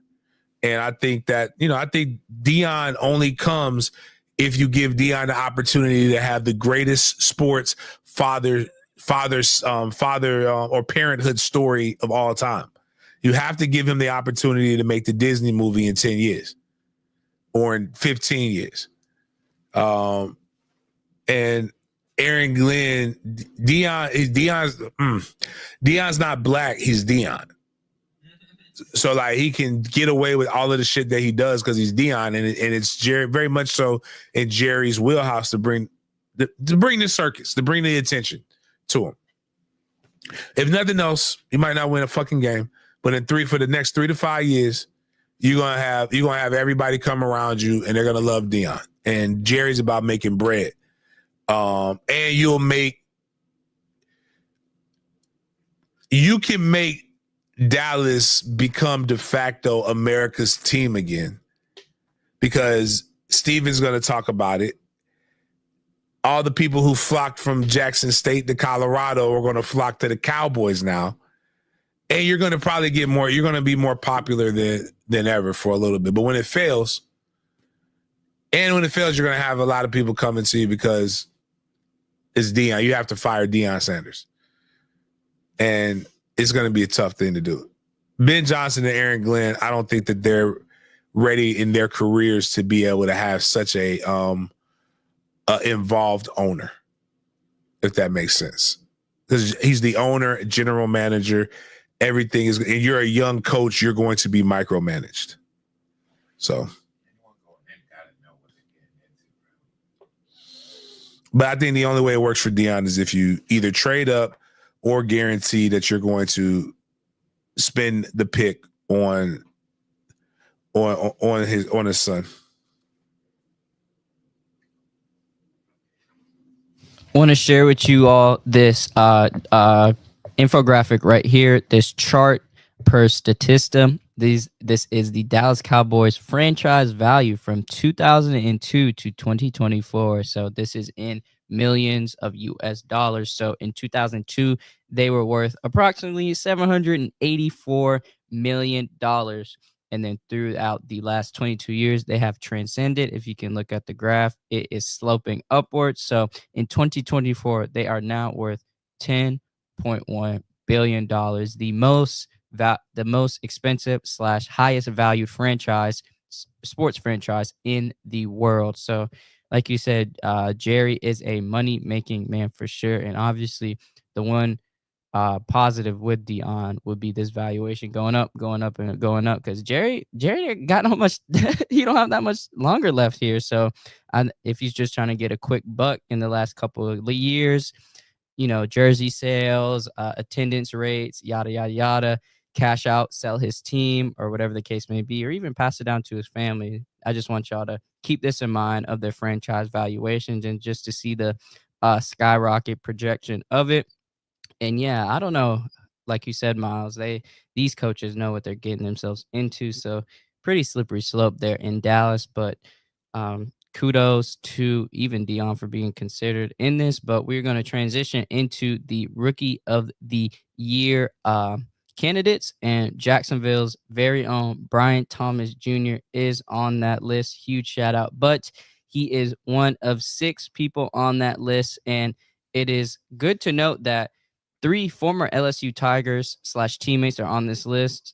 Jaden Daniels, Malik Neighbors, and Brian Thomas Jr. You got Brock Bowers, who's been a dog this year. Bo Nix, who did pretty good, except for his postseason performance. And then you have Bucky Irving, who was also a baller for the Tampa Bay Bucks at running back. So, we got to vote for, obviously, BT7, giving the Jacksonville Jaguars fans hope. You know what I'm saying? Great, great, great player. But, man, these are some good cats right here for sure, James. Everybody who hates Adam Fuller, I want you to look at this. This man, 2 years in a row, stopped 3 guys who were in the conversation for Rookie of the Year that were on the same team. The guy to the top left threw the ball to the guys who were in the middle column. They looked very pedestrian against that man. And that's the Florida State defense that everybody said would not stand a chance in the college football playoff. When we're watching with Jared Verse and Braden Fisk, who probably are both candidates for Defensive Rookie of the Year. And they're doing what they did in college when no rookie is supposed to be that good out the gate. Every day I get more angry. They took something from me. I feel like they took something from me. But yeah, man, those guys are, but all jokes aside, those guys are good. Jaden Daniels is getting this, though. Yeah. The funny thing about Brian Thomas Jr., if you check like Jaguars Twitter or social media, which does a great job, all the comments are like, I wish he wasn't here. We, as fans, we don't want him to suffer playing for the Jaguars to ruin their career. They're actually worried about this man more than the team. And I am too.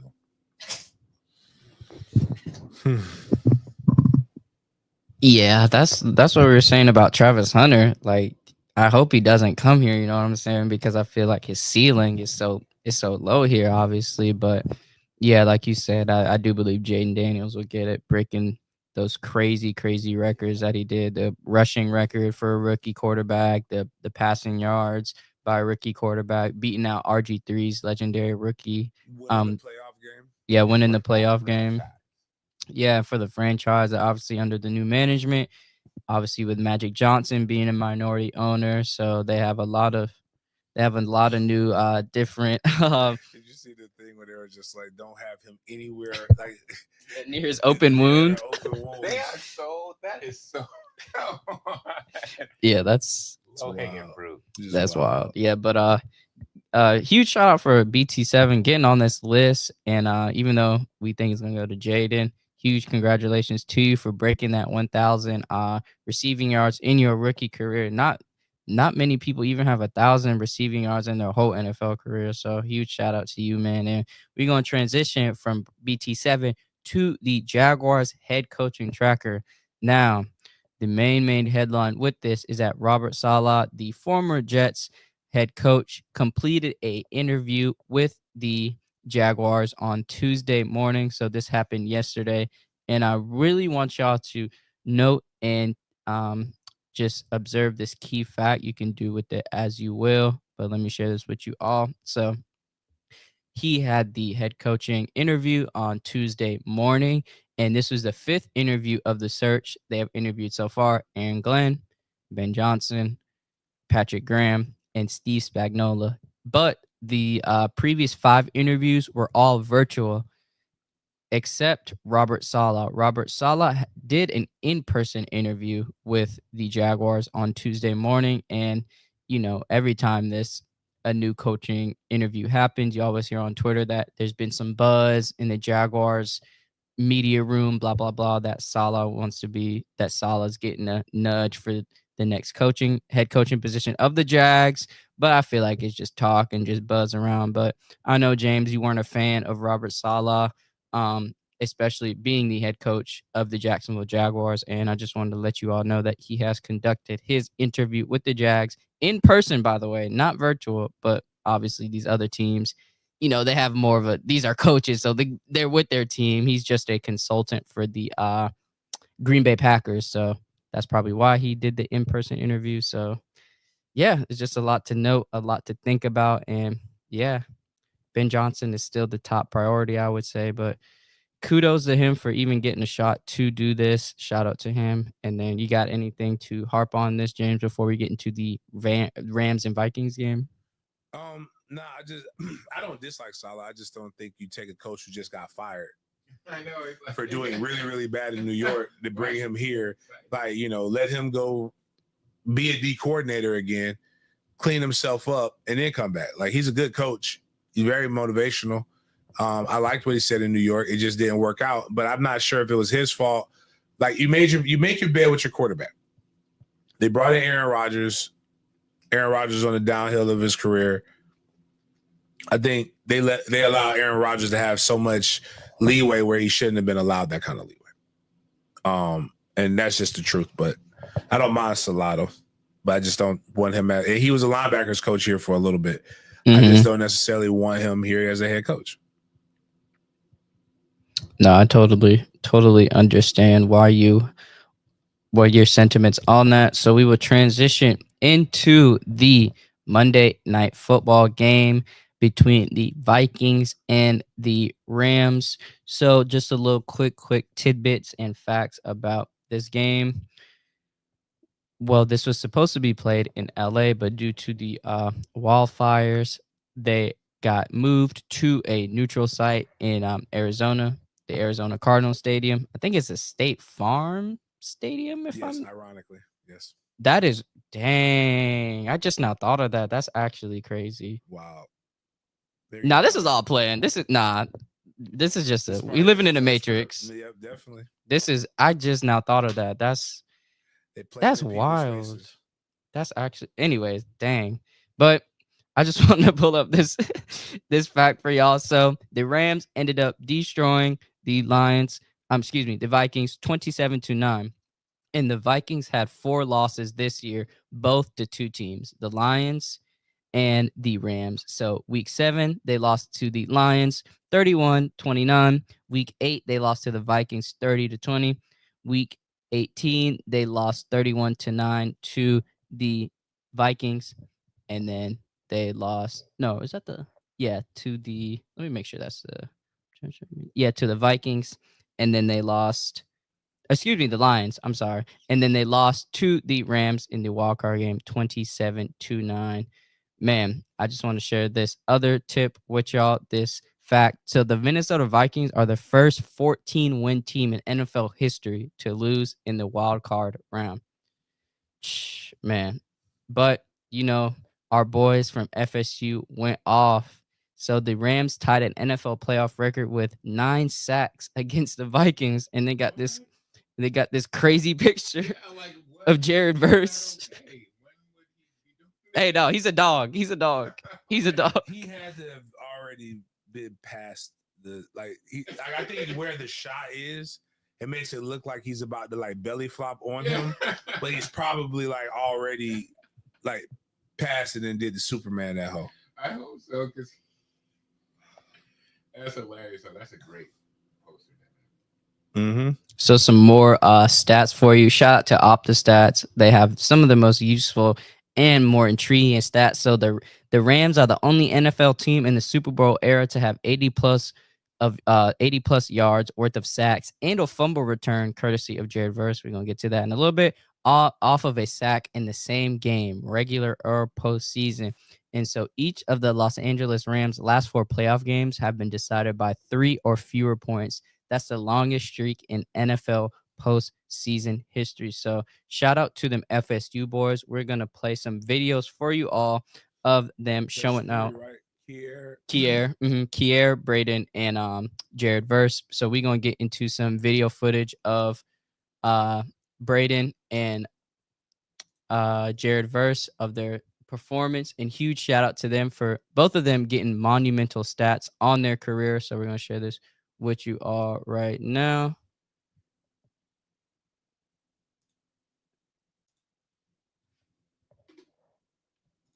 Pulling it up for you. So Braden Fisk recorded his first ever playoff sack with this play right here. Huge shout out to him for doing his thug dizzle on the football field. And man, he's definitely a dog. I think he's 55. Okay, yeah, they might have just they robbed 97 of that one. Oh, word. Yeah, 96. He was clearly down. That got bet. He listened to Sports Den, and he picked the same teams, and he was ready to go to Cancun. So he was just like, "This is what we got to do." For real, because you got a crazy offense in the Vikings. There's no way it should take that. It's all right. I'm surprised they won 14 games. If I'm being for real. But they had Sam Darnold. That was nobody thought Sam Darnold was going to do as good as he did in the regular season. That was the only thing about it. But when they played in their division matchups, that's where things got a little bit spooky with them. But Jared Verse got the fumble recovery touchdown. This is his first NFL career touchdown, and it so happened to be in the playoffs. Huge stats for him. So Jared Verse reached a top speed of 19.88 miles per hour, the fastest speed reached by a 260+ pound ball carrier over the last 7. Yes, you heard that, 7 NFL seasons. So we're gonna take a look. Those are no in full pads at that point in the game. That's pretty, and then that's pretty fucking impressive. Yeah, 260, 20 miles an hour. That's That's crazy. But we're gonna get into this fumble recovery touchdown right here, so you can see where he broke this speed at. Yeah, for sure. But yeah, huge shout out to them boys, them dope boys out of FSU, man. Really doing their thing for the Rams and F them picks. Remember Sean McVay? Remember? But we will get into the divisional round slating. I know we mentioned this on Monday's show. James already picked who he thinks would win this game. I'm pretty sure he picked the Chiefs, Lions, Eagles, and Ravens to win this game. But we just want to just share this with you all so you all can see the finalized divisional round NFL slate right here. So Saturday 4:30, the Texans playing the Chiefs. Saturday 8 p.m. on Fox, the Commanders are playing the Lions. Sunday 3 p.m. Rams, Eagles. Sunday 6:30 p.m.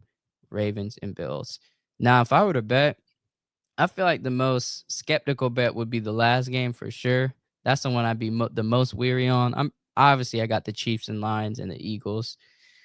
But I feel like, what do y'all think, chat? I think the most shaky game to me is going to be the Ravens-Bills game. This is going to be a week 4 rematch of the two when they played each other.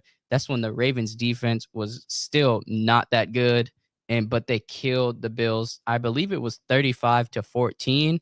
And like I said, that was great defense. The last couple of weeks in the NFL, the Ravens have been first in all the major defensive categories you can think of. But yeah, what do you think is the most unstable or skeptical game you would say, James, where you could see it going either way? Ravens, Bills. And honest to God's truth, LA, Philly. I think Philly will win, but LA's defense is so good. What I don't see, I don't see the Texans beating KC. And I don't see Washington beating Detroit. Biggest reasons why the KC game is going to be in the elements, and it's going to still cold in the Midwest. Like, my dad sent me a picture of it snowing in Columbus yesterday, and I'm like, what was it? Yeah, yesterday. Yeah, he sent me the picture yesterday, and I'm like, yeah, y'all can have that. But but I think it's still gonna be a good weekend of football though. So leading up to the Monday night national championship game, so good. Enjoying the football while we still got it. So just to give y'all a weather update for the Ravens and Bills game, so it estimates the temperature will feel like -3 and with a 40% chance of snow in Buffalo. So I believe that bodes well more for the Ravens, because Lamar will use his legs more. I hope. A lot of motherfucker to tackle with -4, and it says a 40% chance of snow. And that means it's too cold to snow. Like, at that point, like, people don't like. That means it's gonna be fucking ice. Yeah, it's said to be single digit and 40% chance of snow. So if you bet and keep that in mind, go over on the carries. Yeah, don't bet the passing. Yeah, go over on the carries, and you can maybe get over on the rushing yards as well. But you heard it here first from Den Media Group. So make sure y'all betting smart, man. Check the weather out, please, for the Kansas City game as well. You don't need to do the Detroit game because Ford Field is enclosed, so you don't got to worry about the weather with that. Philly Stadium isn't enclosed, right? No. So you gotta check the weather on that as well, because them boys in LA, they is not used to that cold. But we're gonna transition into our big games BS segment. We're almost coming up on the 2-hour mark. But have you heard about the Caitlin Clark Stalker story, James? That's a hard up white man. Oh, so you okay? So you did see it. So yeah, my friends was just like, look at her not complaining and doing stuff like Angel Reese, and I'm just like, she's probably not used to having people like want to sexually essay her. You know what I'm saying? So like, this could be considered flirting, almost. Like, it doesn't happen to her everywhere she goes, but like, I don't. Ugh. Like, this man, I question this man's mental health. No, he's a pretty messed up person for sure. But just to share this with you all, Caitlin Clark had a stalker who lives in Texas and drove all the way to Indiana, where she stays right now because she's part of the WNBA team, the Indiana Fever. And we're just going to read some of this right here. So Caitlin Clark's alleged stalker declares himself guilty as charged during his first courtroom appearance in Indianapolis. And we have the video to prove it. He's like, yes. Yeah, he's pretty weird. I don't want bond, bail, whatever. I'm here. I'm staying. Michael Thomas Lewis, 55, faces stalking charges, level 5 felony for targeting Indiana Fever super phenom star Caitlin Clark with posts on X. So we're just going to scroll down a little bit. I'm so confused. According to the charges, Lewis, quote, terrorized, frightened, or threatened Clark, causing her reasonable fear of sexual battery. At one point, he told the courtroom to throw me the bookie. Lewis claimed, quote, you got the wrong guy after he noticed there was no junior attached to his name in the court records. Marion County Superior Court Judge Angela Davis entered a not guilty plea on his behalf due to his behavior. He was ordered held on a $50,000 bond, which is only 5 bands, and must stay in Indiana with a GPS monitor if released. And this is the video. It's like Charles fucking Manson. Yeah, he looks like somebody, and this is the video right here.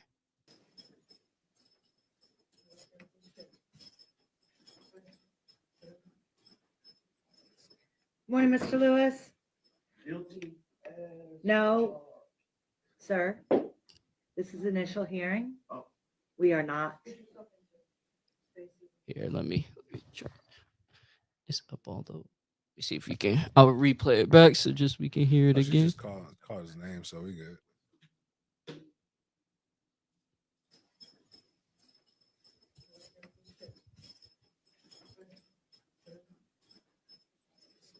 Morning, Mr. Lewis. No, sir. So what he said right there, James, he said guilty as charged. That's when he said guilty as charged right there. when she was like, no, he said guilty as charged before that. That's why she said that.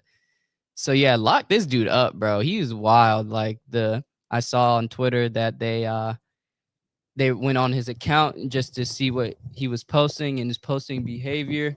And it was a lot of his posts were a lot of like, I guess like they're saying like Christian based stuff, but his replies, if you click on his replies, all of it too was based on Caitlin Clark, like tagging her, commenting random stuff. Like he's weird. Like what is he into? Like, is he into women or basketball? It doesn't look like he's into either. Quinn Ewers declared for the NFL draft. I don't know who's gonna. Never mind. That's all. How many years of eligibility does he have any left? One more year. One more, yeah. So what's he gonna go? 3rd, 4th, 5th round?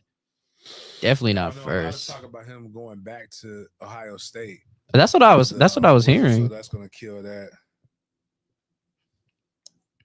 Yeah, you heard it here. Quinn Ewers declaring for the draft. Good luck with him, man. Good luck with that, man. Just good luck.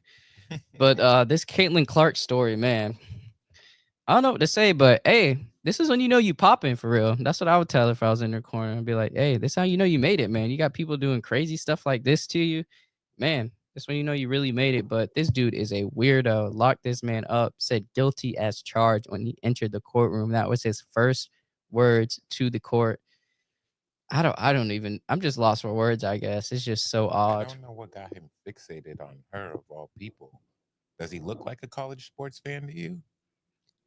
He was just crazy. Yeah, he just looks like a crazy person. But yes, but here's what happens, right? And this is where I always tell people, like, this is why I like doing the show the way we do. It's not talking about sports per se. We are, but we talk about sports topics. And it's the same concept when you do politicians and any celebrity. People fall in love with the celebrity because that's who's popular and they become fixated. Because how it's easy to generate buzz with sport when you make it a race thing. And regardless, they didn't make it a race thing. Caitlin and Angel didn't make it. The media did, and everybody fell hook, line, and sinker. And so you have people exalting Caitlin and putting her in places that she doesn't even necessarily want to be in, like discussions and things like that. So like that's probably why he got fixated on her. And like this, like again, like I joke with some of these people, like, stop trying to make me think she's pretty. Make me think she's a hooper. That's fine. She a ball player. That's the other part. Like, but like it's people who have tried to make me think that she's a pretty just because she can hoop. And that shit don't make no sense. And now they also make her, she's pure. This is how you're supposed to be. Remember, like, Angel shows the ring. That's the highest your career is going to ever get in. You should do this like Caitlin. Like, so this man probably, you see her and then he saw something. That's all I could imagine. Maybe he liked the Passion of the, he was a fan of Passion of the Christ. Maybe he's an Angel Reese. Maybe he's an Angel Reese fan. They might be trying to take her off the planet. Like, there's people who, again, like when we think about it like this, January 6th happened. 4-5 says we should, like, y'all should do something about it, whatever. There is people who are well-to-do humans that literally said they felt like they got a charge from this man who does not give a fuck about them in that manner. And they went and stormed the Capitol. But he looks like he doesn't own a TV. He looks like he walked past the window TV one day and was like, that. But you know what? I don't even have those no more. I've said this before. All right, your life is really bad, right? You're homeless. Mm-hmm. Unhoused. You don't have any insurance. You don't have a stable way to eat. Mm-hmm. I'm robbing. Anybody could come and get you at any given moment and kill you in your sleep. You could get robbed. You could get beat up. There's psychos who want to go and do stuff to homeless people all the time. You know what that sounds? Is true. Do you know what that sounds like? Prison. Except for prison, you get 3 squares. you have a bed. If you get sick, they have an infirmary. And a lover. And you can choose. Yeah, I'm saying, like, you know what somebody said, imagine if somebody wants to eat better, work out, and have sex as much as he wants to. He said that he was in prison, but like, just like yeah. What I'm saying is, the thing is that, like, that might be what this guy's looking like. My life sucks. It can't get any worse. Like, that's all I'm thinking about. Guilty. Nope, you got the wrong guy. I'm Junior. Like, no, you make sure you spell my name right on the sentencing paperwork. That sounds like a guy who has truly not just that. I think he's crazy like a fox. Yeah, you might be honest. That man didn't just lose it. That man knows he wants to go to this place. So cool, good for him. And he said, I'm gonna go viral first. I don't even. Yeah, it's crazy, man. Shout out to the judge, man. Shout out to the Superior Court judge of Marion County. I forgot which county. Any county, it don't matter. Shout out to the judge, man. Lock him up. Throw away the key, man. Great movie. But we're gonna get into Liangelo Ball. So I don't think we covered this topic on the show, but we may have hinted at it. But Shams, the NBA senior insider, even reported on this. But Liangelo Ball has signed a deal with Def Jam and UMG. A representative from his label, Born to Ball Music Group, says sources said the deal is worth as much as $13 million, with $8 million guaranteed, and gives Ball full ownership of music and his own record label. Man, so that's crazy. So did LeVar go 3 for 3? Yeah, big on 3 for 3. But like now he's like influencing the crazy. One of the things I said when I was in elementary school, in 9th grade, I said I don't. My bad, 9th elementary school. I was gonna say, dang. You're right. High school. Yeah, man, I got held back, man. It was rough, man. I was in the classes that did. I was in the portables in the classes that did rotate. When I was in high school, I did say English, the freshman English. I said I want to be able to influence. I don't want to just be a good player. Actually, then I wanted to be a rapper. I said I wanted to influence the way people walk, talk, eat, and dress. Any athlete, the athletes that are becoming moguls, that are becoming successful, are the ones who are doing this. Now, the Big Baller brand didn't take off like they should have, and they went and got that free money. But I believe that some of them were able to negotiate a better deal with Nike because they had an apparel deal already, and Nike needed to get them off of that. I think now if you got the music and how quick it spread and the feel for it, I think, you know, it just shows that LeVar is probably one of the best black male dads that we've seen in some time. And we called him crazy. Well, not we. I always saw the vision, but people called him crazy. But like, look at him, what he's doing now. Yeah, it's crazy. He didn't get $1 million deal from playing basketball, but he got $1 million record deal with Def Jam. And I wouldn't even, if you told me this like 3 years ago, I wouldn't even believe it. For a objectively bad song. Yeah. And it is bad. Actually, it reminds me of this thing I just saw on IG. And it came out like in 2006. I forgot. I think it was the T-Pain cartoon that was on like BET. I didn't either. It was something. It was wild, but hold on. Actually, also, it's a page off of the culture that does those AI songs with with the old school vibes. Yeah, I saw the Liangelo one. That was funny. It's great, dog. It's so funny. Like he got Passport Poppy. Oh shit! I didn't post it. God damn it. It's like I read a book. It's like Lil Wayne said, I don't want to. Normally, I make music with a hook, a catch, and something really good content, but I don't want to do that. I just want to go platinum, and it's called Read a Book, and they just made it catchy, and it was read a book, nigga, read a book, read a book, read it. Like it sounded like the old Little John songs. Shout out the crunk era. Yeah, it was a wild era. Damn, I wish I could find it. It was like the dude was like, I saw this and now it's stuck in my head. Damn. Londa said, you talking about Freaknik cartoon? It was on Adult Swim. Freaknik cartoon. That's what they had a Freaknik cartoon. T-Pain went and did. Yeah. That's what it was. Thank you. That's wild. I knew somebody would. I knew I wasn't the only one who remembered. Y'all the only two. It was very obscure. I would not lie to you. Yeah, I can't even map. But when I watched that documentary, man, that was crazy. Some of y'all mamas wilding, bro. They was wilding. Man, listen, dog. Don't let these women fool you into thinking they was just improved. Yeah, it was. Even though that document didn't go too in depth, it still. This is how you know how bad it was. Women suing that are well to do because they like. I mean.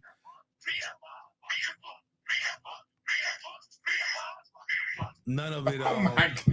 None of it is as bad. Like when people think it's bad now, what these kids are doing, and I try to explain to them, like they had to get it from somewhere. My mom said something the other day, right? She was like, "Yeah, was it really as? I mean, you make it sound like sometimes it was so bad." I said, "Mom, I don't make it sound like it was so bad. I make it sound like it was real. What we get through." I said, "Do you realize what y'all did?" I said, y'all left us alone. We were throwing house parties at 11 and 12. Dang. Like, I mean, like, bro, parties. And I'm like, we was left alone. We was doing wild shit. I know about some of this stuff because, again, I was doing it. So, like, I can only, but so, like, I can only imagine, like, what my son showed me. I'm like, oh, we was doing that in the 90s. And then like, but while other people are like, and I'll see some of the people I did it with in the 90s on social media, like, oh my God, this music, man, we had, so Akinel, do you know who Akinel is, Jaden?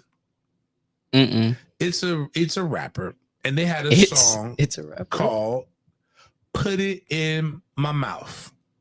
And the lady was singing in the beginning, just put it in my mouth. I said, my motherfucking mouth.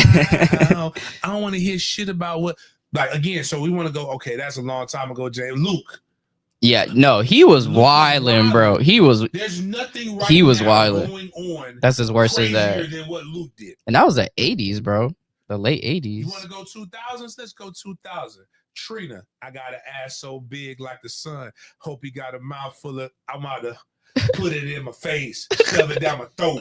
Like I'm saying that, and you know who was in that song? Fucking Revolutionary Killer Mike.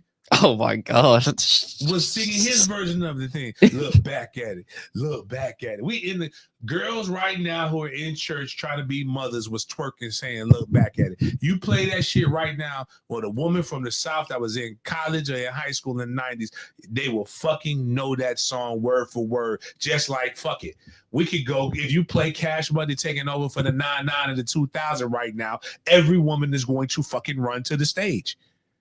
Don't want to hear that shit. Don't let them be in a shout out to Happy Founders Day to the beautiful women of Alpha Kappa Alpha Incorporated. Shout out to all them. You can't make that transition, bro. What I'm saying is, if they was in a fucking Greek, if they're a fucking Greek, a woman who's a Greek, and you play that shit, they know how to fucking drop it down to the floor. I got the read a book thing. Yeah. Let's play this thing. I will vibe to this though. I think this needs to be the type of music we actually have. Songs with like hooks and concepts and shit, right? But fuck that, man. I'm trying to go platinum. So I'm about to rock this shit. Check this out, y'all. Read a book, read a book, read a motherfucking book. Read a book, read a book, read a motherfucking book. Read a book, read a book, read a motherfucking book. Read a book, read a book, read a motherfucking book. R-E-A-D-A-B-O, okay. R-E-A-D-A-B-O, okay. R-E-A-D-A-B-O, okay. R-E-A-D-A-B-O, okay. Not a sports page. Yeah, T-Pain was weird. Oh, was? T-Pain was weird. He still is weird. It's been weird his whole life. Yeah, like I said, man made a song called Rock. Like all your upstanding, these songs are so violent. T-Pain made a song, even though it was the people who were the least likely to rob you. They had a song called Robbery with the Nappy Heads. And then Kaya took it and made it into a freaky song, My Neck, My Back, Eat My. It's a robbery now. Get on the ground. Give me your wallet and hush your mouth. Right now, get on the ground. Give me that wallet and hush your mouth. Your money, your keys. Get on your fucking knees. Your money, your keys. Seems like you're reminiscing a little bit. Your fucking knees. I mean, we all in the club. First, you gotta put your get into it. Don't be scared to do it. Then you unlock it from the back as you commence to start the carjacking. Make sure you're fast enough to run. Make sure the police don't come. All over Hollywood and stuff. But it was then pick up who that in all that black. Tell him hold up, get it like Jack. I'm saying, like, bro, it's like again, that's why I can't be that dad that goes and judges my son. I need to help him get through this shit. So that, again, like, cause some of the stuff is like we were like getting. You can't just yell and throw a Bible at some of these kids and think it's gonna go away because they're still gonna be curious. Explain it to them, help them get through it, and then just vibe. Speaking of artists and songs, man, I don't know if y'all heard this, but I know we were talking about the Drake and Universal Music Group and Spotify lawsuit, but he has withdrew the lawsuit. So I will share this with you all right now. They either told him we're going to tell everybody we did the same shit for you, or they gave him a bag. Probably the second one, but I'll read some of this right here. So please take notice that petitioner and Mavant Frozen Moments LLC, that's Drake's company, by its attorneys Wilkie, Farr, and Gallagher LLP, hereby withdraws its order to show cause seeking pre-action disclosure and preservation of certain documents and communications from respondent UMG Recordings Incorporated and pre-action disclosure of certain documents and communications from respondent Spotify USA Inc. So the reason is because plaintiffs met and conferred with respondents on January 14th, 2025, yesterday, regarding this filing. Respondent Spotify, which has filed an opposition to the order to show cause, responded that Spotify has no objection to the withdrawal and discontinuance. Respondent UMG has not yet filed an opposition to the order to show cause, has reserved its position. So Bagman. I'm pretty sure Drake is finna get that bag. I don't know, man. I was surprised he withdrew it. I don't know what they talked about, obviously what they discussed, but yeah, it's crazy. It's crazy out here.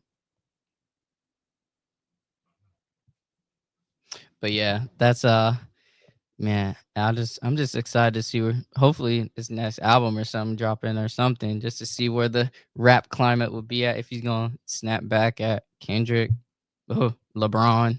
I don't even know, man. Everybody can get it, I guess. Yeah, I don't know, but yeah, James, that's pretty much all we got for today's show. End it off today with the Big Games BS segment. So do you have anything you want to say to the fans? One last message before we close out this show? We got some sad news that we didn't report on. And I see everybody talking about this, and they just reported Garden and Gold just put up another big hit to business. Florida State is not having a annual spring game or showcase, as Coach Norvell has called it. And I am sad. So that means we're not having a family reunion tailgate. That means the first tailgate we'll have is August 30th. The spring game isn't just about them getting reps. It's about me getting reps as well, getting the bad stuff out from the tailgate. So we just do it. But like I've been saying in some chats, I'm like, Garden and Gold really shouldn't be like, they can really do something about this. Like, we got Capitol Stadium in the city of Tallahassee. I'm going to get a free game because I'm not going to do it because when we get this thing to where we got 1,000 people watching on the chat at one point, maybe I will do it. But, like, we got Capitol Stadium. That's a really nice stadium that nobody does anything in April. We have tons of businesses that have NIL opportunities that could do something about this. We have guys like me who could probably make this shit happen and connect the dots. Like, why Garden and Gold just don't hit up all the fucking podcasts that they already do all this shit with, and then come up with a way to have it like a fan day, have it a not even a player showcase, but like a player high, like almost like what the Pro Bowl is. Have the quarterbacks do the longest throw, have wide receivers do some silly drills and do some different things, and have it like a family fun fest. I can pull it off, but I'm not pulling it off. I'm not doing shit for free no more. So like, if Garden and Gold, if y'all want to hit me up. My homegirl know my number. Like, if y'all want to hit me up and y'all want to hear the idea and how to execute it, holler at me. But the problem is, and this is my thought, and I will always say this probably until I get off, y'all support all these motherfuckers who just regurgitate you information that FSU football already releases. And you pay money for it. FSU football releases the numbers, the jersey numbers. They do recruiting. They do a lot of these other different things. But, like, that's who G&G and a lot of these other companies go and support. I already do the shit in the community. I do all this other stuff. Like, y'all put the pressure and apply pressure on them. But there is no reason we shouldn't be having a spring game. Well, I can go to get I can't get all of them. Can't get you 105. But I can get 50% of them guys to come through, and we can have a good day of games. Just got to pay them young men a little bit of bread to come down.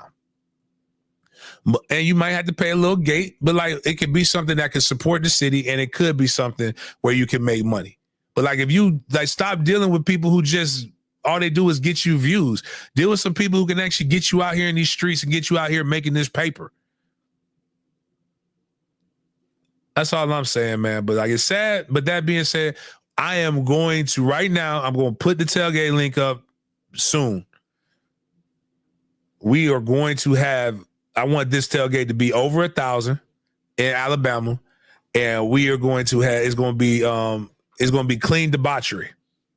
I don't even know if that makes sense, but we will have. It will be crazy. It's all of them will be all you can eat, all you can drink. It would be like Orlando, but we'll have a lot more control over the area. As it's a tailgate in Tallahassee. But like, man, a lot of these things, a lot of what you guys think can't be done. Can be done. You just have to put it to power. All right, man. On that note, man, I appreciate you guys for chopping it up with me. We will see you guys. I don't know what time on Friday. I got to figure out Friday's schedule, but we'll be here on Friday.